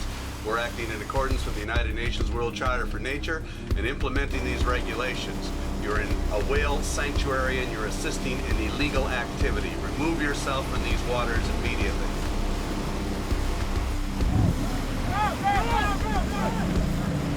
Teams on board Sea Shepherd's second ship, the Robert Hunter, confronted the main factory ship, the Nishin Maru.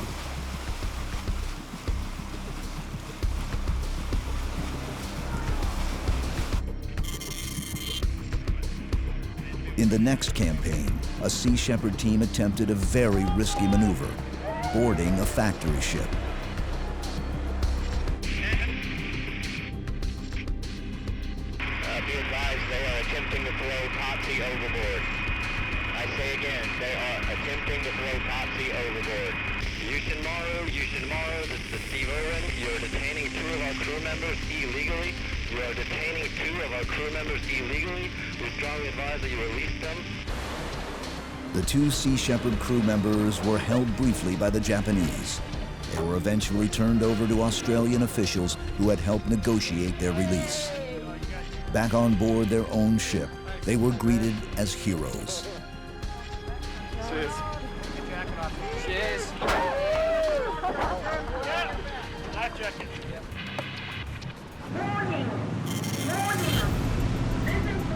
The 2008 campaign would eventually take a darker turn. Sea Shepherd teams again threw stink bombs onto the deck of the Nishin Maru. But this time, the Japanese fought back.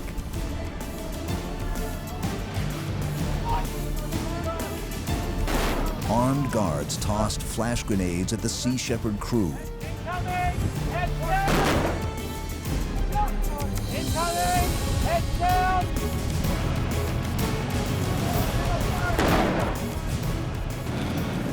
Holy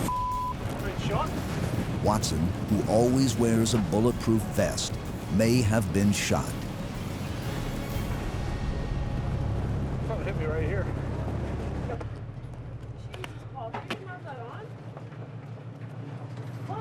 He's been hit by a bullet.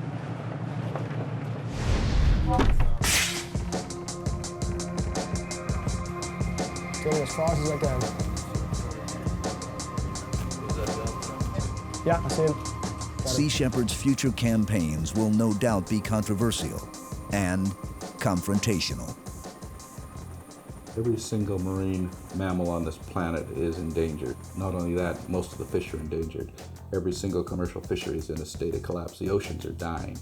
And so we've got to stop this massive exploitation of wild species. I think that we have to have a complete moratorium on raping the oceans because it's just out of control. There's simply too many people and there's not enough fish and animals in the sea to continue to support this incredibly rapacious appetite that we've developed. Whether you agree or disagree with Sea Shepherd's tactics or their politics, they are, if anything, highly effective activists.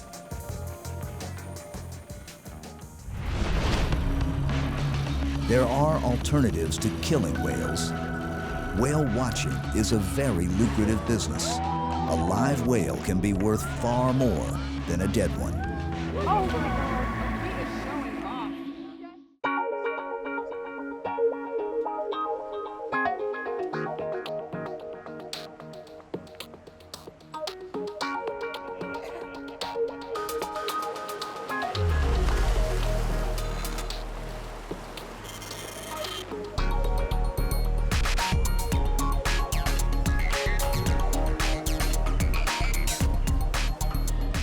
This is Lahaina's Whale Row. Dozens of businesses geared to tourists line the waterfront. The main attraction here, whale watching. Everybody ready to see some whales? Yeah! Let's go! Each day in winter, hundreds of eager tourists crowd the waterfront, vying for space on a handful of whale-watching boats.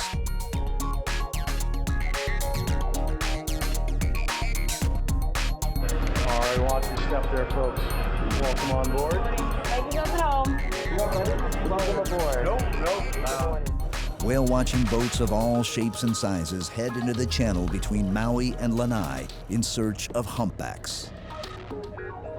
My name is Nate. I'm going to be your naturalist on the mic, telling you what we're looking for out there today in the North Pacific humpback whale. The main thing I think is so great about ecotourism is it gives a chance to people to get as close to these animals as legally and ethically possible.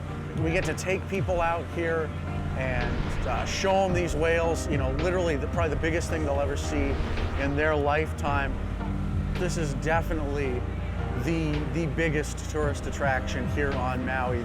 I believe yesterday we had 492 people out. We're trying to break the record. Our goal is to get 500 people out here in one day. Favorites of everyone, crew and guests alike, are the small calves. We got a spy hopping calf. Pose, buddy, pose for us. It's beautiful. A little head lunge that turned into a spy hop. Guys, he was looking at us. His eyes were just as well out of the water. He's checking us out. Welcome to a Maui mugging where you don't have to worry about your wallets. Now, another cool thing about watching these calves is they do have smaller lungs, so they aren't down that long. There's that. No one ever seems to tire of Hawaii's most famous seasonal residents. I love it. You know, the more time you spend out here, sorry, excuse me, whales up, 9 o'clock. The more you do it, the more you realize how magical this is, and to have a close encounter with the whale, even for those of us that do this, I drive 14 charters a week, to have that experience is just absolutely unbelievable. Before long, it's time to head back to the harbor to pick up yet another group of tourists. Make no mistake, this business makes a lot of money. It breaks my heart, but we do have to start heading back towards Lahaina.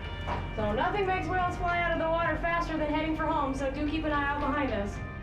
Did you guys have a good time out there today? That's what we like to hear. Well, she's absolutely right. Private whale watching charters also depart from many of the island's waterfront resorts. Welcome aboard, guys. Go ahead and follow that down. Go ahead, guys. There she blows, 4 o'clock. There's another group, 3 o'clock. Every group you're seeing right now is mother calf escorts.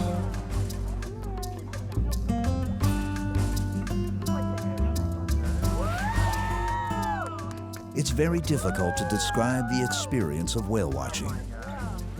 The animals trigger a strong emotional response in most people. There's just something magical about a close encounter with one of Hawaii's humpbacks. Whales are amazing. You never appreciate them until you see them up close and get to experience their beauty and the size of them and hear the sounds, and it's really amazing. This is my favorite time of year. It's nice to have them here.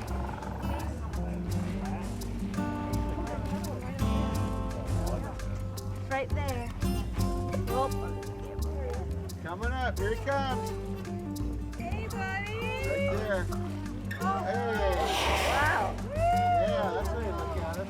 What goes on in the lives of whales? Well, we're always curious about the unknown. I think maybe that's one of the strengths of being a human being, that the unknown is a challenge. And it's also a source of attraction and focus. And so here you have this gigantic animal that's bigger than anything that you've got on Earth, and yet you realize you don't know anything about it. You don't love things that you don't value, and you don't value things that you don't know. Whale watching is an avenue to getting to know something, which will lead to getting to value it, which will lead to being concerned with saving it. Look at these. Whale soup, folks. There's 3 or 4 here.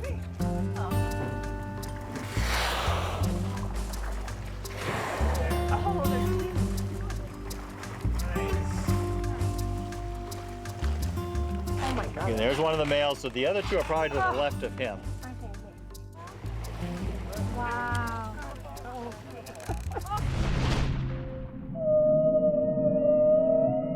Deep below the surface, a male humpback calls out to other whales.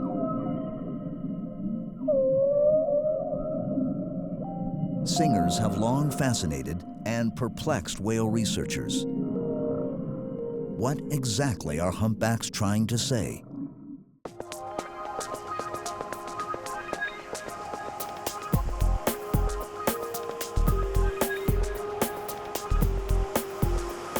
Canadian scientist Dr. Jim Darling spends the winter months in Maui studying humpback whales. Each day, weather permitting, Darling and other researchers depart from Lahaina's harbor. Hawaii's humpbacks are one of the world's most heavily studied cetaceans, but there are still many unanswered questions about their behavior, especially their iconic songs.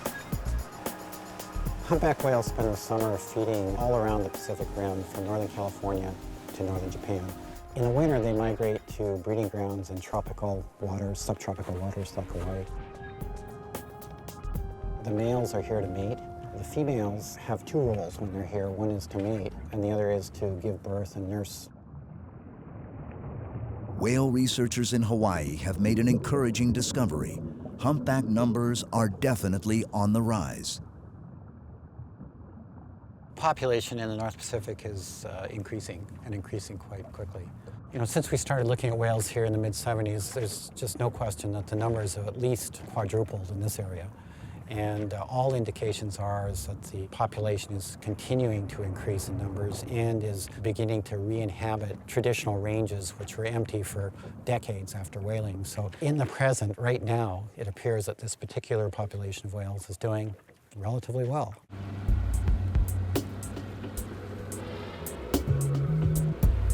Darling motors around the channel looking for signs of humpbacks, specifically lone animals. Surprisingly, it's only the males that sing. We've learned over the years that most singers are alone. They're lone males. And so, you know, if we're traveling along and we see any single blows, you sort of go over there just to check, because the odds are greater that they're singing than if whales are in groups. The songs are so loud, they can be felt through the boat's hull.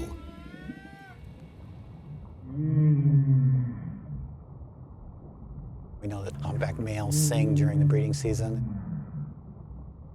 The song is somewhat unique in the sense that it's a series of sounds which is repeated over and over, sort of every 10 or 15 minutes, and the song changes as it's being sung. It sort of gradually evolves as it's being sung. All the singers in a population sing the same version at any one time. So we've been attempting to understand what's going on. Why are they singing? What's the function? How does it work? I mean, what's the purpose of it all? It's clearly a fairly important part of their breeding behavior, because it's everywhere. I mean, you can't put your head in the water here without hearing song anytime from December through April. The greatest misconception about whale song is that it's males singing to attract females for mating purposes, and that idea has been around for several decades. The problem is that no one has ever seen a female attracted to a singer. Singers sing until other lone adults come and join them, but those other lone adults are other males.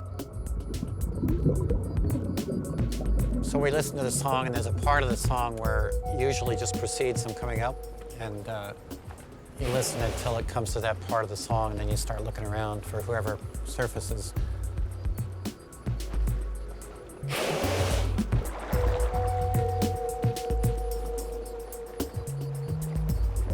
Before song recordings can be analyzed, the singers have to be identified. Each whale has a distinct tail fluke, much like a human fingerprint. We always like to know which individual is attached to the song. We may be comparing songs of different individuals, or we may have repeat sightings of this guy, and we want to see how his specific song has changed over time. We also ID him because we may see him in different groups through the day.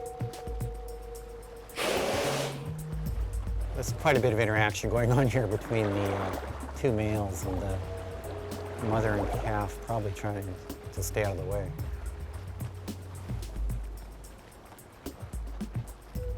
I and a handful of others around the world have been working on the song issue for what amounts to decades now, and we're getting closer. We're beginning to understand a little bit about the song. It is a puzzle.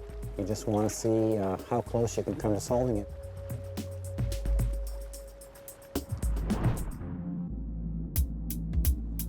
Jim Darling and others in the whale research community are very alarmed at news of humpbacks possibly being targeted by whalers. Hawaii's whales do not travel to Antarctica and would not be hunted, but there's concern that renewed commercial whaling would make its way eventually to the North Pacific. Many humpbacks, like these animals at play, have no fear of people or boats. They would make easy targets for whalers. There is no question in my mind whatsoever that we don't have the kind of information that we should have to open any kind of whaling quotas on humpback whales. I mean, we have some vague idea of numbers in some areas, but we know virtually nothing of their social system or behavior, population definition, and so on. And until we know those things, any kind of whaling is just a huge gamble.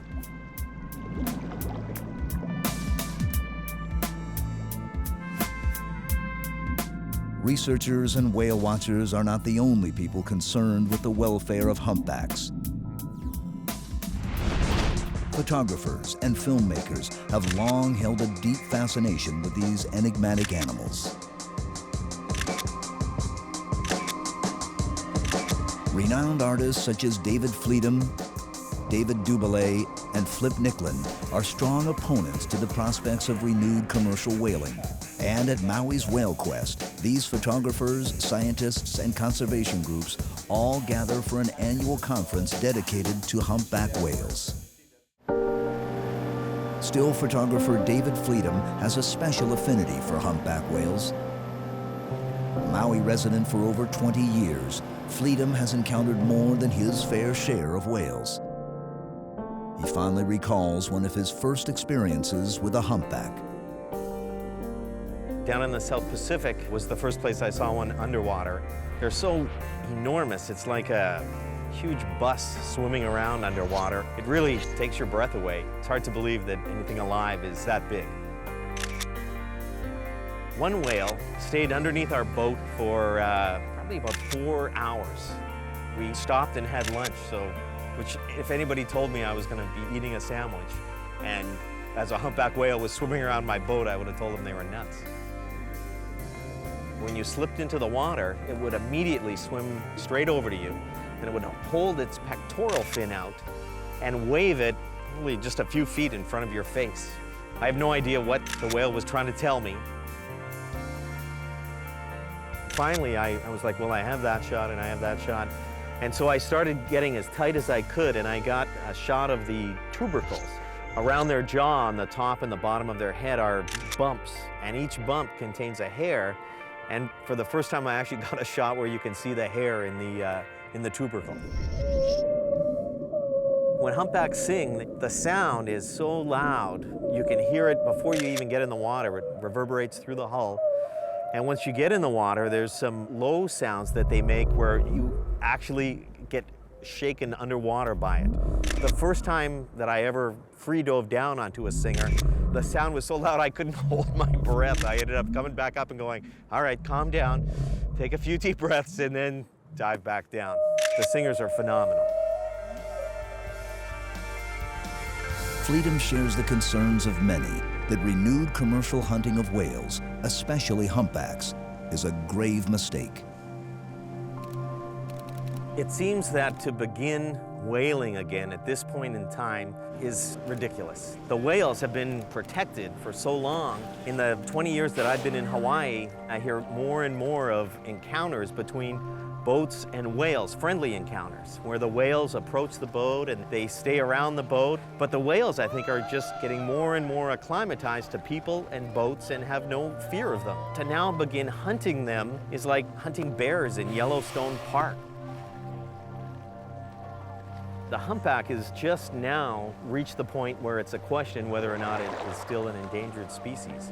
To, at this point, go out and be killing them, it just seems ridiculous. We just barely got through possibly saving them. Historically, man's capability of even managing a fishery is hopeless. You know, we target one species until they're gone, and then we hit another species until they're gone. So to put something that we've just now saved back on the killing list is, to me, ludicrous. Feel that power.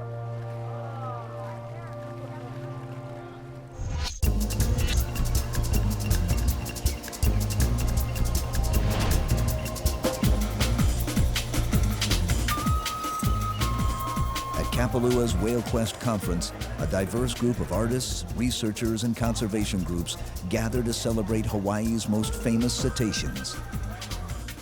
Scientists like Dr. Jim Darling present some of their most recent findings to an eager public. Everyone here, it seems, loves humpback whales.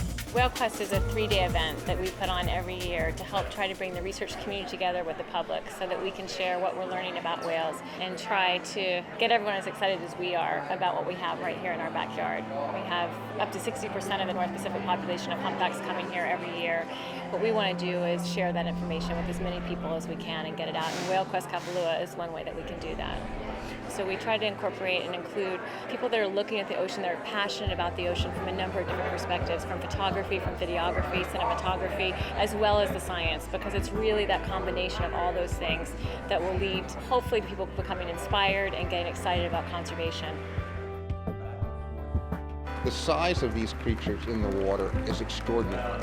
It's that wonderful majesty to a whale. It's a presence that is unknown on this planet.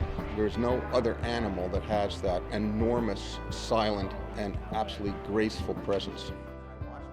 Whale Quest is a chance for local researchers and supporters to present to the community what we're doing and what we're learning in their backyard. And it's a chance for the community to support research that's important. If we don't know about the animals, then the pictures don't mean anything. If you don't know about the animals, then you can't do education. If you don't know about the animals, you can't make good conservation decisions. And so there's a tie between the research, the story, the presentation, and education. No one part works without the other. During Whale Quest, Flip Nicklin, David Dubélé, and other participants also get to become whale-watching tourists. Calf's gonna come up right here. Here comes the calf. Here she comes, right here. Whale watching and whale tourism like this, these animals are completely relaxed. They're playing around the boat. You know, you've got a captain that knows what the heck he's doing with the whole thing.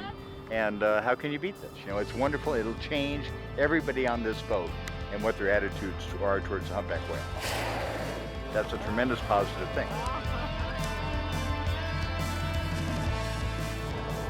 Images have become really the way that our society preserves memories, and for photographers like myself, like Flip, like David, are there whales behind me? We have been charged with documenting the changing of our planet and to maybe keep a record of what's happening. Photographers are really some of the people that are in the front lines of conservation. While Hawaii's and other Pacific whale species are heavily protected, humpbacks in other regions are not so lucky. This calf is now large enough and strong enough to make the arduous journey south from the warm waters of Tonga to the frigid seas of Antarctica. The future of these whales is uncertain. There are now less than 800 humpbacks in Tongan waters, and if commercial whaling resumes, they will be on the front lines of the hunt.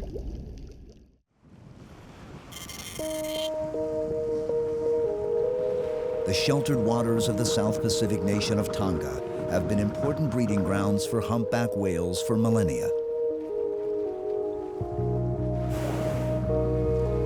These islands used to teem with the animals, maybe 10,000 or more, before modern whaling. Only about 250 survived the whaling era. Many nations participated in the slaughter. KGB documents revealed that Russian whaling ships illegally killed more than 48,000 whales in the Southern Pacific in just 2 decades. The former king of Tonga was so concerned with the welfare of the country's remaining whales that he implemented a complete prohibition on whaling in the late 70s. In the past few decades, Tonga's humpbacks have recovered slightly to perhaps 700 or 800 animals. But Tonga's, Fiji's, and Australia's humpback whales all migrate to Antarctica to feed. 2 years ago in St. Kitts at the International Whaling Commission meeting, the pro-whaling nations held a majority. And The current situation with Japanese and whaling is that they have a scientific research program where they announced they were going to take 935 minke whales, 50 fin whales, and 50 humpback whales. Humpback whales are endangered or threatened depending on the population you're looking at. And this happened to be a population that migrated past the coast of Australia. Through pressure by Australia and possibly some sort of backroom discussions with the United States, Japan withdrew its quota of 50 humpback whales, focusing on the 935 minke whales and the 50 fin whales. 2 years ago, the Japanese announced that they were going to be targeting humpback whales, and I think really that they did this in order to put it on the table so they could always withdraw it to get what they wanted. They wanted a higher quota of minke whales and fin whales. And every time they feel like they're not getting their way, they throw them back on the table. They're going to be doing this again this year. The humpback has really been the bargaining chip that they've been using to get their way down in Antarctica. The Japanese argue that there are more than enough minke whales to sustain a well-managed whaling industry. Critics argue that even considering legalizing commercial whaling may open the floodgates to an all-out slaughter. A new legal whaling industry would likely spawn illegal pirate operations that would make no distinction between species, endangered or not. But to resume whaling, the moratorium would first have to be lifted. The Japanese are courting countries like Tonga and Mongolia and Chad and St. Lucia, any country that they can get that will vote their way. It's a real fear that, of course, Tonga would sell out to the Japanese, just like, Mongolia is now a part of the International Whaling Commission, even though they don't have an ocean, but Japan pays all of their expenses. Japan's an economic bully, and it gets in there and says, okay, we're going to cut trade agreements with you if you don't do what we want. I'm not really concerned about it too much because Japan's not going to get a 2/3 majority at the International Whaling Commission. They're just not going to do it. And that's the only way they're going to overturn that moratorium is with a 2/3 majority. Japan is an island nation and they see the world in a different way. They traditionally have gotten a huge proportion of their food from the ocean. I can understand their position that, they need to feed themselves and they have a right to feed themselves. However, with whaling, it's not simply a matter of numbers. If there's 500,000 whales, we can go out and kill a certain proportion of them.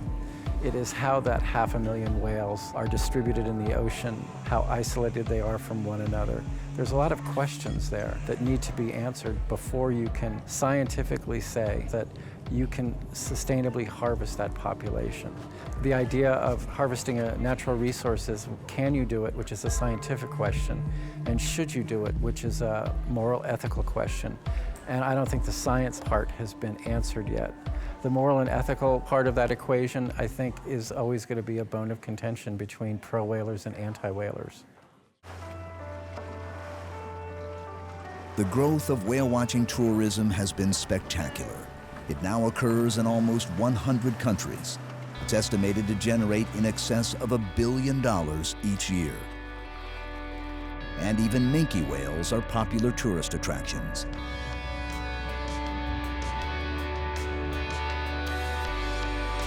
Whale watching is the ultimate sustainable industry.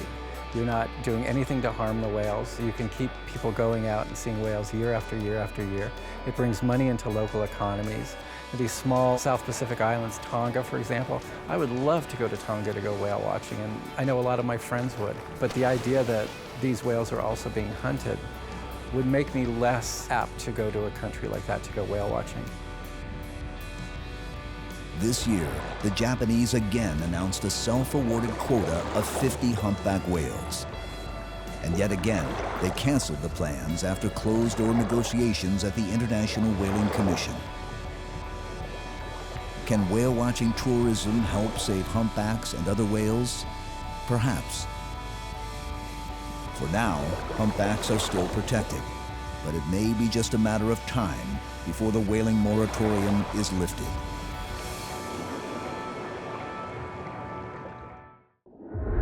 When hunting, most undersea predators rely on razor-sharp teeth, lightning speed, or brute force.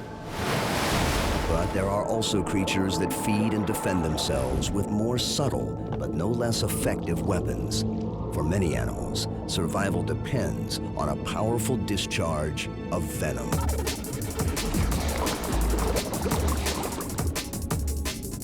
The poisons of certain marine species are among the most lethal found in nature. The sting of a box jellyfish or stonefish can inflict excruciating pain and even kill a human. In an ironic twist, these potent toxins are now sources of new wonder drugs. Deadly cone snails have helped researchers discover innovative ways to treat severe pain and a host of other human ailments. For these seemingly defenseless animals, life hinges on their lethal arsenals of venom.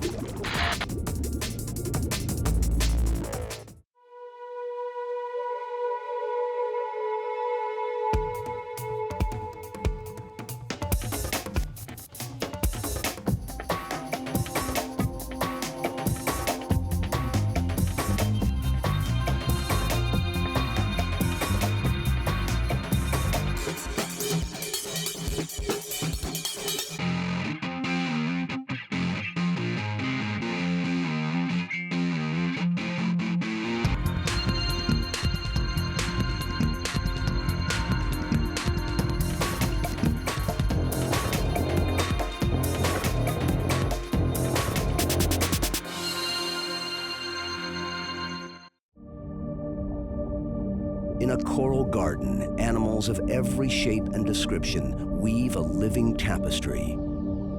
This is the enchanting realm of the tropical reef.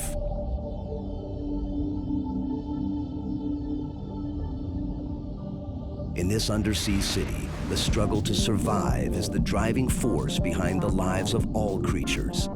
Many animals are both predators and prey, and one of the most effective tools for survival is venom.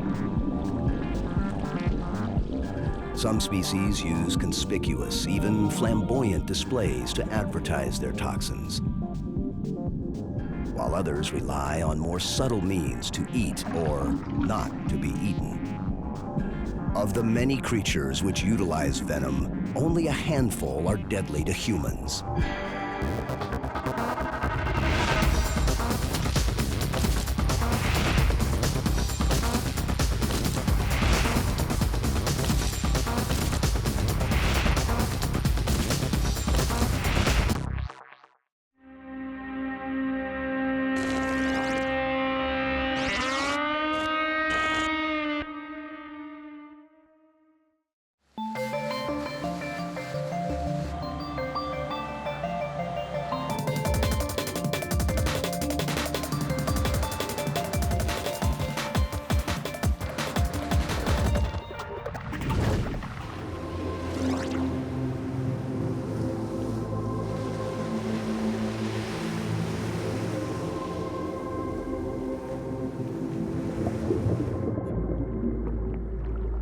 Of all undersea animals, sea snakes have one of the most potent toxins.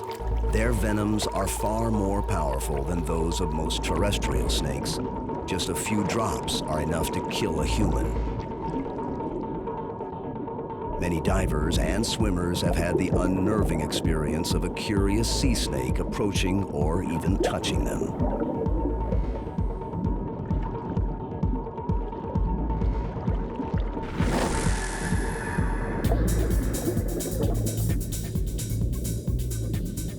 For humans, there's really very little danger unless the snake feels threatened.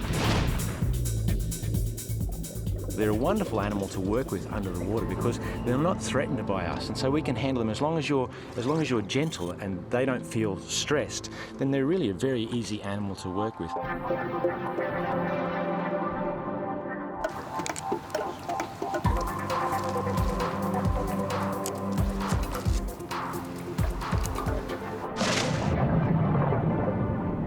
Dr. Glenn Burns is one of the world's foremost sea snake specialists. Over the past 2 decades, he has captured and studied hundreds of the animals. His research has helped to dispel many of the myths surrounding these intriguing creatures.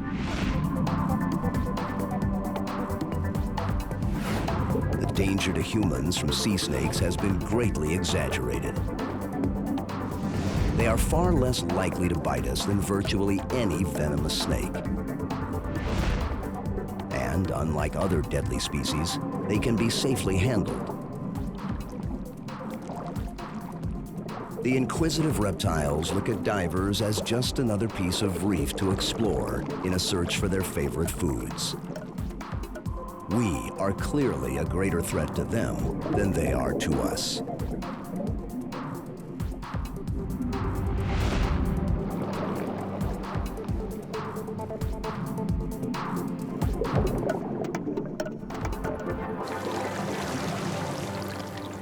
All right, let's take her out of the bag, measure him, and we'll check him for a tag. Yep, no worries.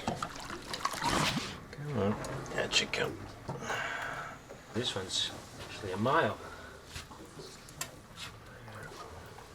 The males actually don't grow as big as the females, but this is a big male. Right.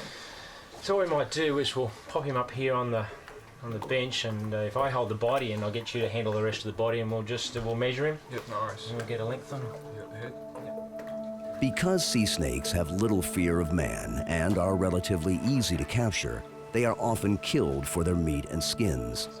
Motorboats and fishing trawlers also take a heavy toll. Trapped in nets, the air-breathing snakes easily drown. In a number of areas of the Indo-Pacific, sea snake numbers are declining dramatically. You can read it off at the vent there. Oh, she's cranky. Yeah. I want to get a snout vent measurement, so if I hold the tape here, yep. So can you just read it off on the vent? Yeah, it's 1.25 snout vent. Oh, she's wriggling. Okay, so that's 1.25 snout vent. Beautiful. All right. All right, now, see when she starts to twist like this, it's better to put her down because I don't want to damage her. Okay, lay her body down. Yep. And Backs let off. her go. Because they're actually, the vertebrae in here are really delicate. Right. So if I actually hold her and she starts to twist, if I hold her too hard, it'll actually dislocate the vertebrae in her neck. So it's better to lay her down, back away, let her calm down, and then start again. People who are usually bitten by snakes are handling them either on deck, the way we have been, or fishermen, trying to get them out of nets, for example. When someone is bitten by a sea snake, the rapid use of antivenom is crucial in helping the victim survive potentially fatal symptoms. Burns milks the snakes of their poison, which is then sent back to serum labs to be developed into antivenoms. Okay, let's see what she wants to do.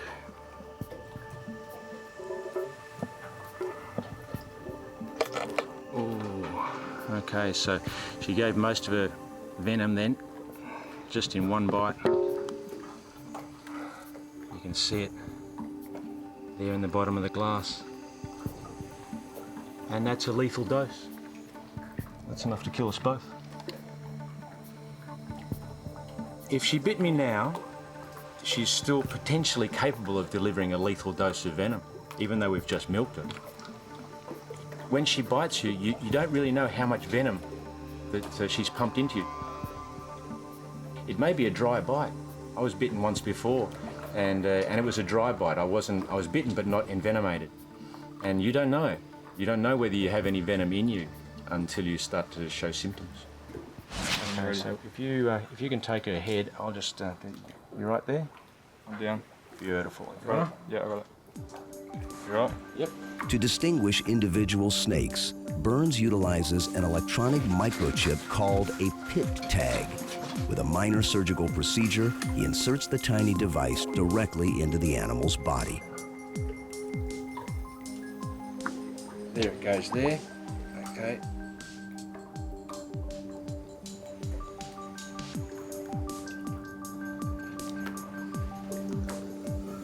With a database of hundreds of snakes, Burns can track their migrations along the Australian coast and help identify animals killed in fishing nets or by boats.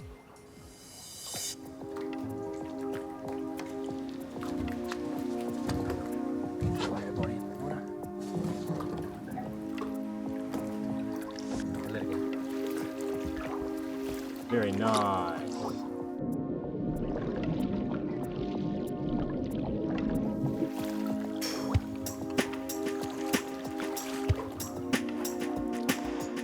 With much of sea snake behavior and biology a mystery, there still remains a lot to learn about the enigmatic reptiles. One of the reasons that we know so little about sea snakes is the fact that they are so venomous. People tend to shy away from them. A potentially dangerous animal like that doesn't really lend itself to close observation.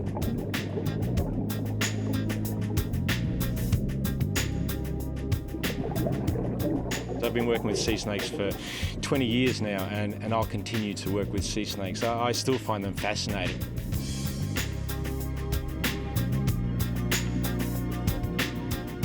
There's so much we don't know about them. I mean, so far we've been able to track some individuals, but we've only been able to do it with like one species, and there are so many more species to work with. So, you know, I'll continue to work with sea snakes, absolutely.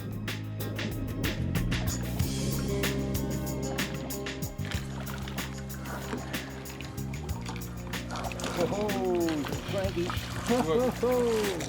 Whoa. That's a very cranky snake. All right. The venom of this marine animal is also one of the strongest toxins on Earth. But its deadly poison is also giving new hope to patients suffering from acute pain.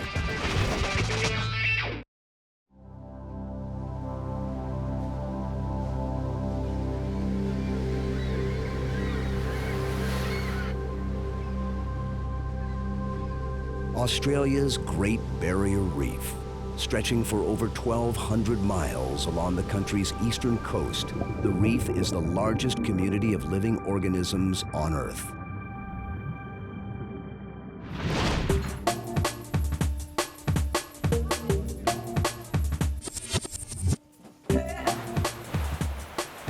To study one of the ocean's most poisonous animals, researchers from the University of Queensland travel from the port city of Gladstone to remote Heron Island.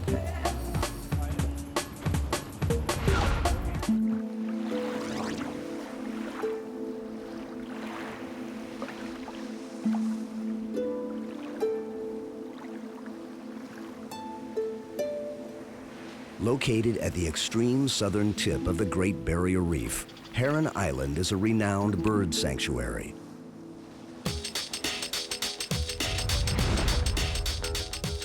It is also a staging point and research center for scientists from around the globe. This particular mission to collect deadly cone snails and extract their lethal toxins. On a milligram per milligram basis, the venom of this tiny marine mollusk is one of the strongest poisons found in nature.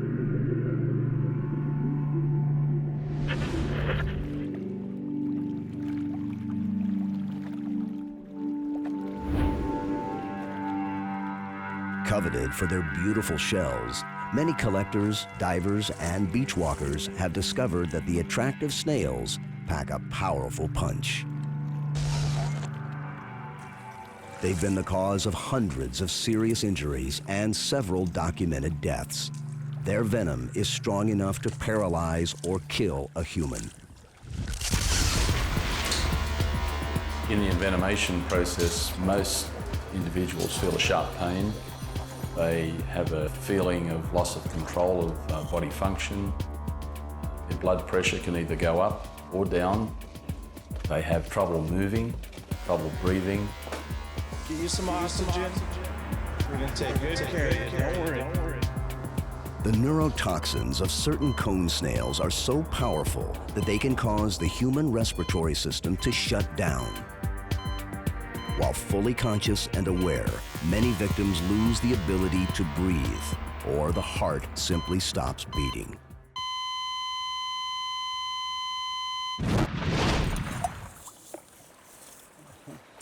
Dr. Paul Aylwood is a professor at the University of Queensland and a founding member of the Genome Project.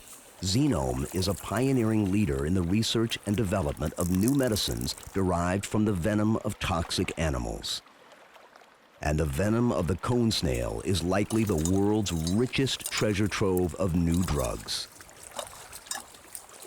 With over 50,000 different toxic proteins, or peptides, the cone snail family promises the most important pharmacology of any animal species.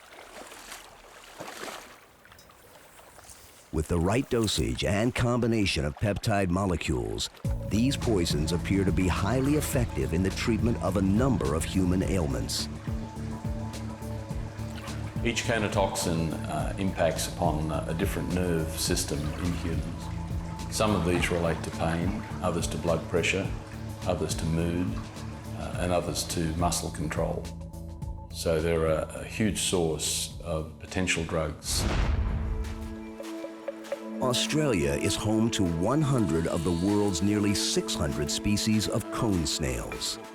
Heron Island, with its immense surrounding reef, is an ideal collection site. We'll go out and straight out there.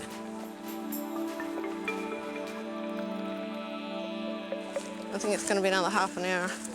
Yeah, I think so. It'll be half an hour to get out to there in any case, so. Okay, well the tide's still a fair way to go. We're going to head out there. So let's stop and have a look where we're going. Where's that pointer? The marker. During extremely low tides, Aylwood and his colleagues fan out across the shallow reef to search for cone snails. Let's do it. Oh, beautiful. Nice one, guys, over here. Capitanus lives on top of the rocks, and you can see by the growths on the shell, whereas underneath it's all nice and shiny.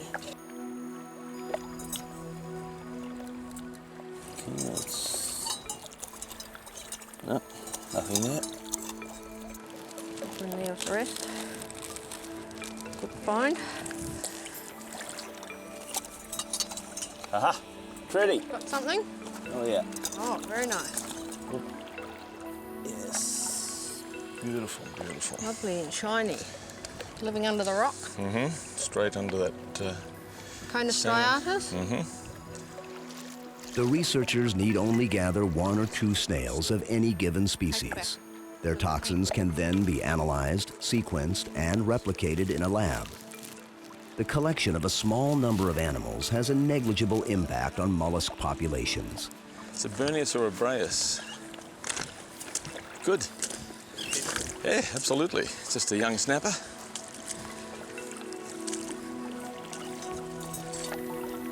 No, there's nothing there. It's certainly the unglamorous bit of tan hunting.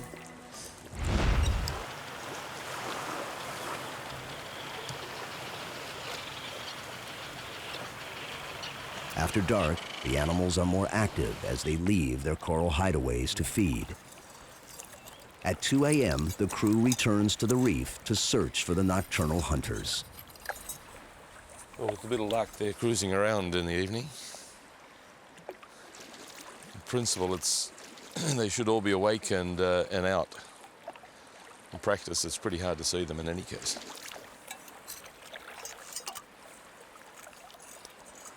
There's a little fish under there. Cone snails prey on worms, other mollusks, and fish. And it's the species that hunt fish that are most deadly to humans. As we are also vertebrates, like fish, these toxins unfortunately target our physiology.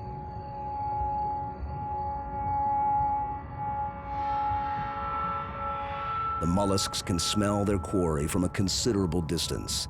Their mantle is drawn out and forms a siphon through which water enters, providing respiration, but also alerting them to the presence of their prey.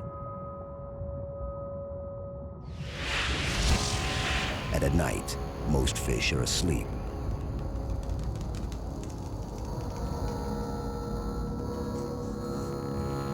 Closing in on a goby, the slow-moving snail readies its deadly harpoon.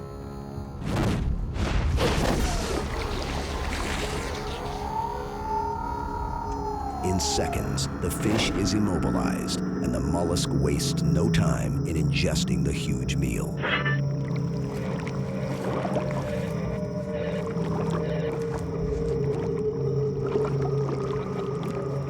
The goby will satisfy the snail's hunger for several days.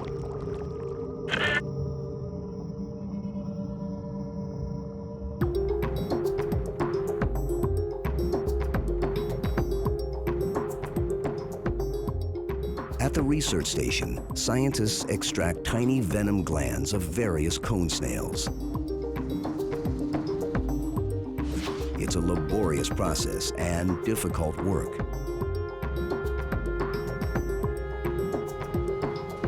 Powerful microscopes reveal a close-up look at the snail's barbed weapons. There, wow. Look at this, real fishing hook. The mollusk's arsenal includes dozens of tiny harpoons. A bit more defined. The barbs are tethered to their body and packed with enough venom to paralyze or kill their prey.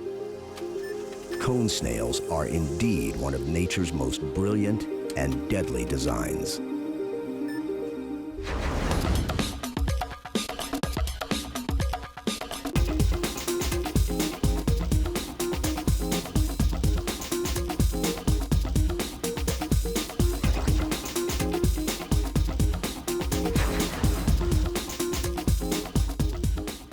In Queensland's largest city, Venom utilizes cutting-edge technology to extract and synthesize the venoms of cone snails and other highly poisonous animals.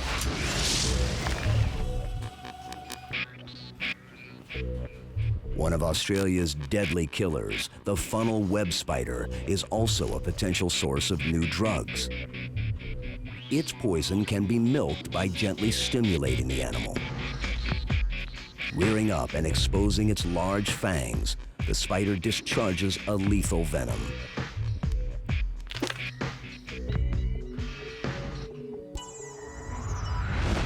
Principal scientists at Venom combine skills in genomics, chemistry, and pharmacology in the pursuit of medicines based on animal toxins.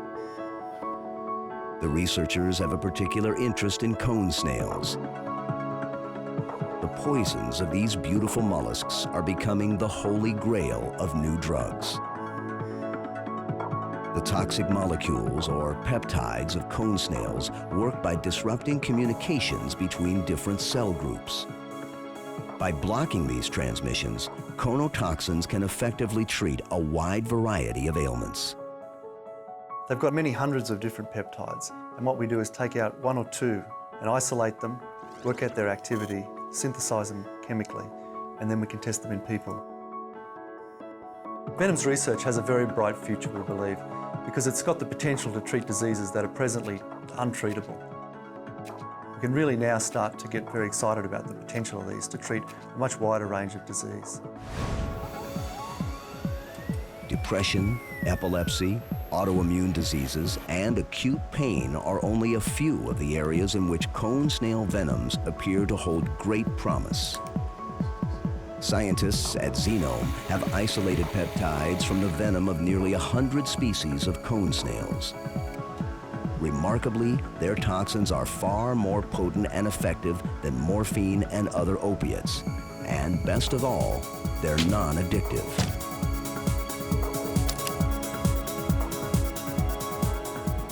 The future of this research is pretty exciting. The main reason I do this work is to discover new things. As a traditional chemist, we used to design new drugs from scratch. Every time we work with a venom, we discover a potent new molecule with potential drug use. It's fantastic. To find many of the ocean's deadliest animals, you have to travel to some remote places. One of the most remote is Papua New Guinea.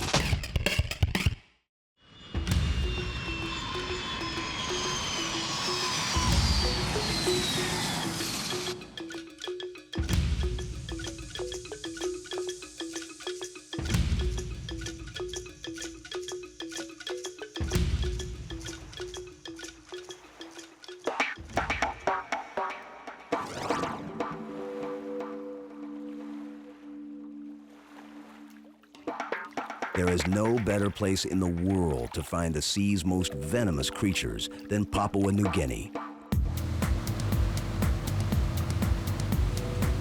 Poised near the Earth's epicenter of coral reef biodiversity, the region is home to a staggering variety of poisonous animals.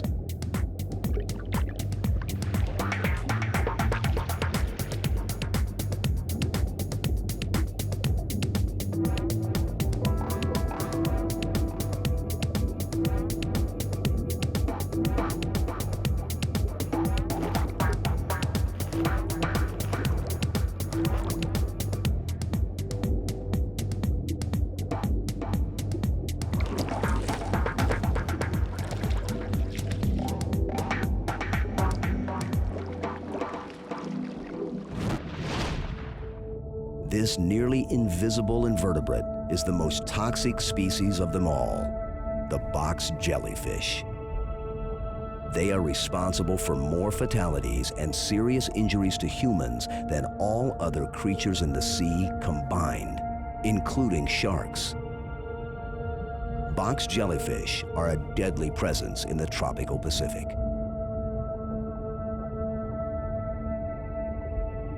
The box jellyfish is, of all the different venomous marine creatures, it is the most venomous marine creature. The poisonous part of the animal is going to be a set of tentacles, and these tentacles contain specialized cells called nematocytes. It's these nematocytes that actually cause the sting and cause the envenomation. The toxin produced by the box jellyfish is a neurotoxin. It acts on the transmission of nerve impulses from the nerve to the muscle. Victims that are stung by the jellyfish will have difficulty breathing and can go into respiratory arrest. The poison can also affect the heart and go into cardiac arrest. Dr. Gary Ronay is an expert on highly toxic marine animals. His search for species like the cone snail and box jellyfish frequently bring him to places like Papua New Guinea. Oh, this is a nice one. This venom is what's called a neurotoxin. It actually blocks the transmission of the nerve impulse from the nerve to the muscle. So effectively, it paralyzes the muscle.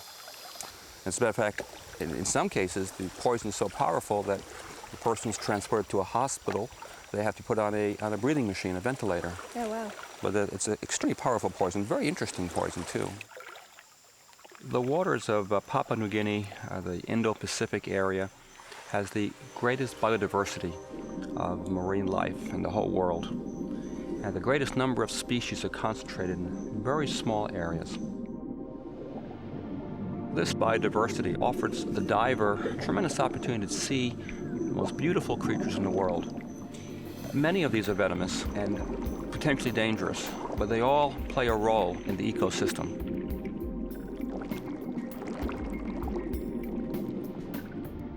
Many fish in the sea utilize venom, but most do so for defensive purposes only.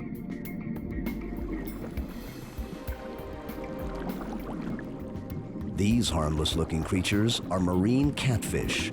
They school together in a tightly packed group, appearing almost as a single animal.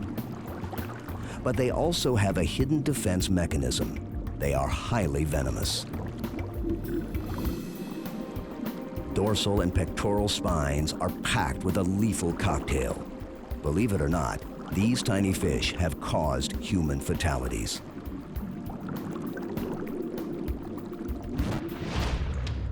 This strange animal is a demon stinger.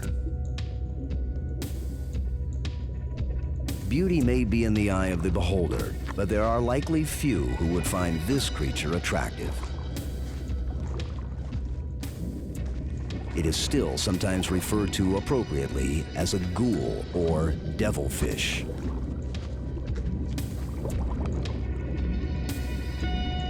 Everything about it is odd. It can swim, but its preferred method of travel is walking. With foot-like appendages, it shuffles along the bottom.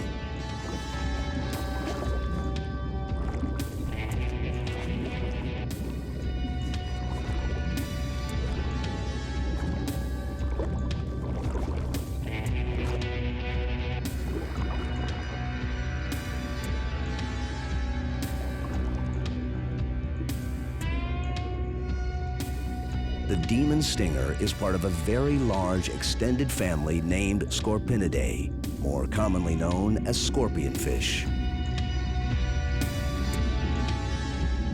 Distributed worldwide in virtually all seas, scorpionfish come in a dazzling variety of shapes, sizes, and potency.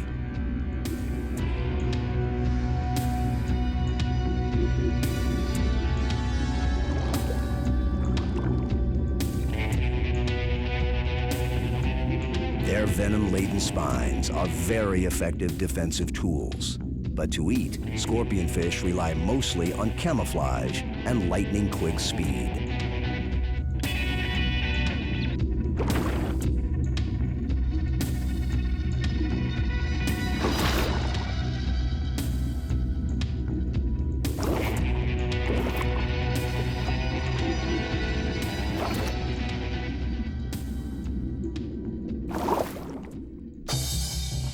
Some species are highly territorial. There is no room on this reef for 2 male scorpionfish. After a prolonged match of nose-to-nose posturing, the 2 adversaries prime themselves for a fight.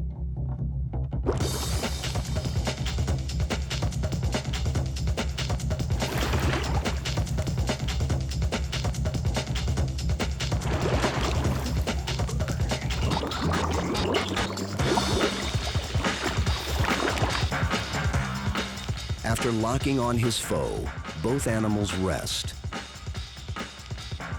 But after a few minutes, the jousting continues.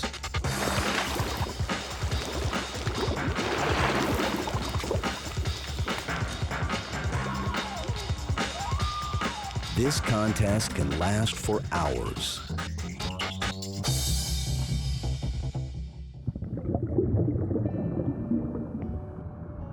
Not all scorpionfish are drab or ugly. Several members of this family are very striking animals.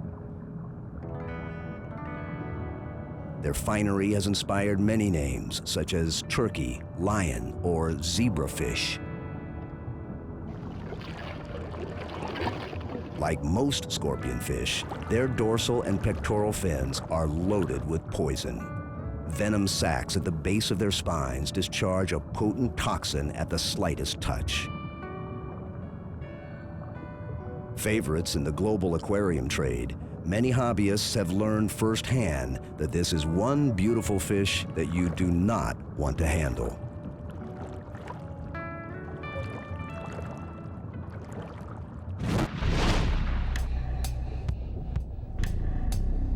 This gruesome fellow is a stonefish, the most venomous fish in the sea.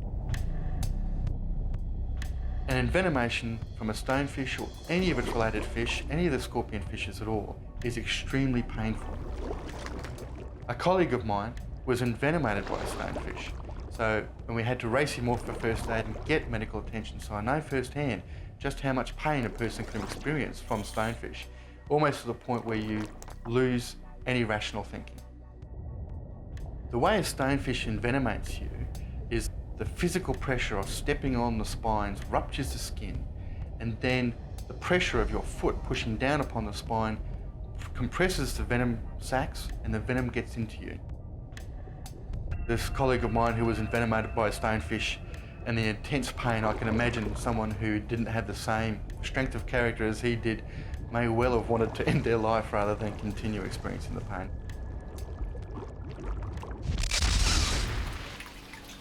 At the Australian Institute of Marine Science, Dr. Lyndon Llewellyn studies marine toxins and the animals that produce them. Australia, with a much larger population than New Guinea, bears the brunt of serious envenomations in the tropical Pacific. If you're interested in venomous animals, Australia is a paradise. You have some of the most venomous mollusks in the world, some of the most venomous jellyfish in the world. People shouldn't get the wrong impression that getting out of bed in the morning and going for a swim is a dangerous thing to do. Envenomations and fatalities and poisonings from marine animals are rare, probably rarer than car accidents.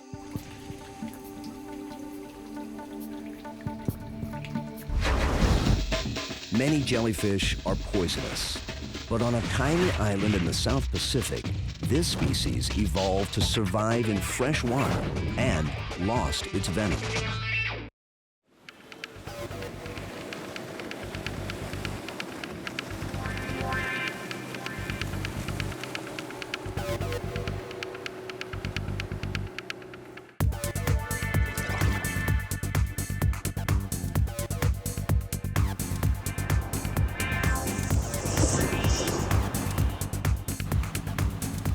In the Western Pacific lies a vast region known as Micronesia.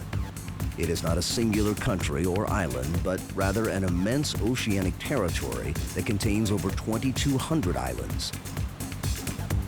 Collectively, they span an area greater than the land mass of the continental United States.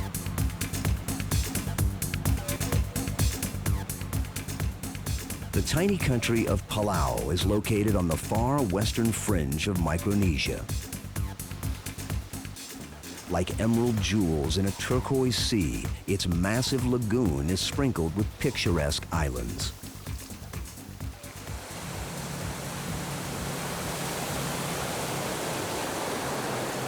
One of the most compelling underwater ecosystems here is not part of the ocean. In the thick jungle of one of Palau's rock islands exists a strange aquatic phenomenon.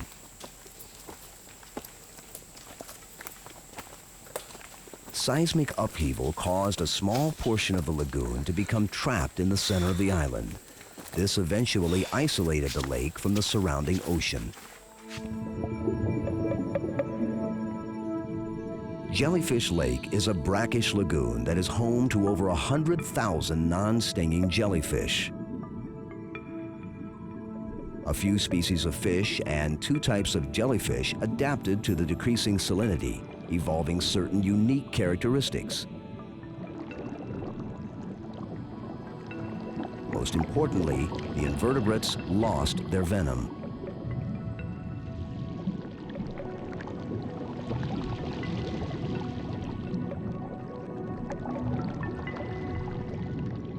Over the millennia, the jellyfish developed a symbiotic relationship with algae. Algae is sustained by the energy of the sun. The plants live in the body of the jellyfish and provide sustenance to their mobile hosts. The jellyfish carry the algae around the lake, following the sun's rays to maximize production of new plants. It's an unusual yet productive alliance of 2 very different species. Unlike their marine counterparts, these animals have no use for venom. They initially had no predators and didn't need to sting their food, so evolution eventually relieved them of their weapons. They're perfectly safe to touch.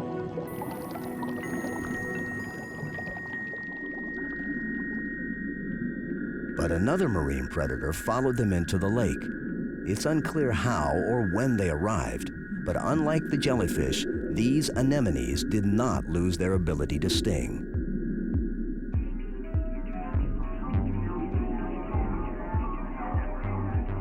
Ironically, the jellyfish are now prey to the venomous anemones.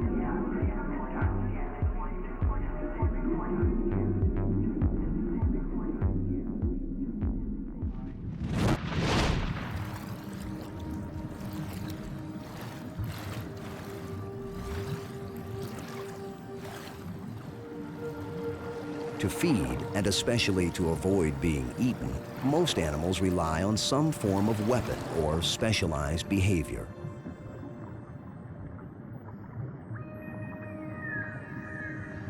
Most mollusks hide behind thick shells of armor.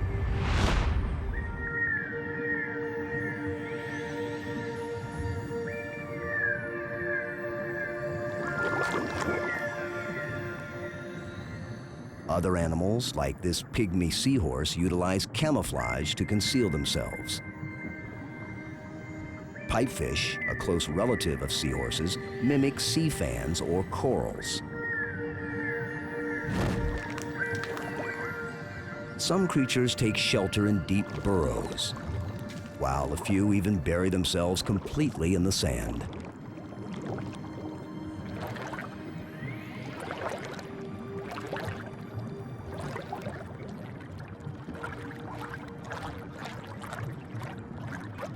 A number of species also work together to fend off attackers. In this dangerous realm, many animals form surprising alliances. Certain crustaceans are protected by sea cucumbers, jellyfish, or slugs. They catch rides with their larger, mobile hosts who also stir up the bottom to reveal tasty morsels of food.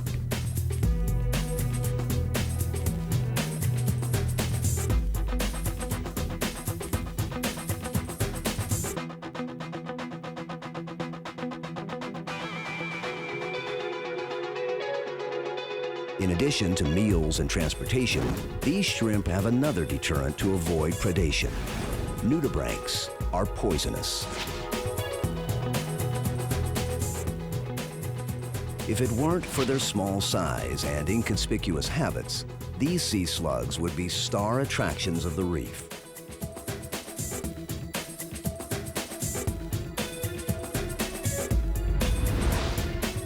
Unlike their cousins, snails and bivalves, nudibranchs lack a protective shell. They don't need one. Any creature foolish enough to ingest a nudibranch would probably do so only once. Sea slugs are highly distasteful or even poisonous. Bright colors and markings serve notice that their flesh is extremely noxious. But they are not naturally toxic. They actually steal their weapons. Many nudibranchs are immune to the venom of stinging hydroids and anemones, their favorite foods. The venomous cells of their prey are transferred to fleshy appendages on their backs called serrata. When attacked by a predator, the stolen toxins are used to repel the attacker. This is a rare example of the use of an offensive weapon of one animal by another. Thievery and venom seem to work for these sea slugs. They have very few predators. Sea urchins utilize needle-sharp spines to dissuade predators, but their defenses pack an extra punch. Tissue surrounding their spines is highly toxic. Fire urchins are appropriately named. Contact with their spines can inflict pain worse than a third-degree burn. Damselfish, crabs, and shrimp find refuge in the stinging tentacles of anemones. Although deadly to many fish, anemones provide shelter to a select group of tenants. These vividly colored clown anemone fish make their homes in the stinging tentacles of their fish-eating host. They acquire an immunity by continually covering themselves with mucus secreted by the anemone. This in turn stimulates the anemone not to fire its stinging barbs.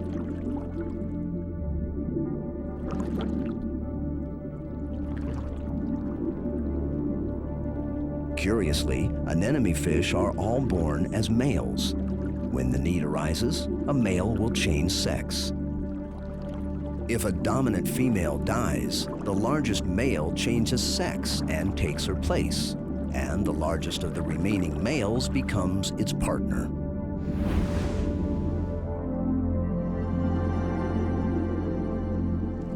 There are countless ways to earn a living and protect oneself in this undersea community, and the use of venom remains one of the most effective tools for survival.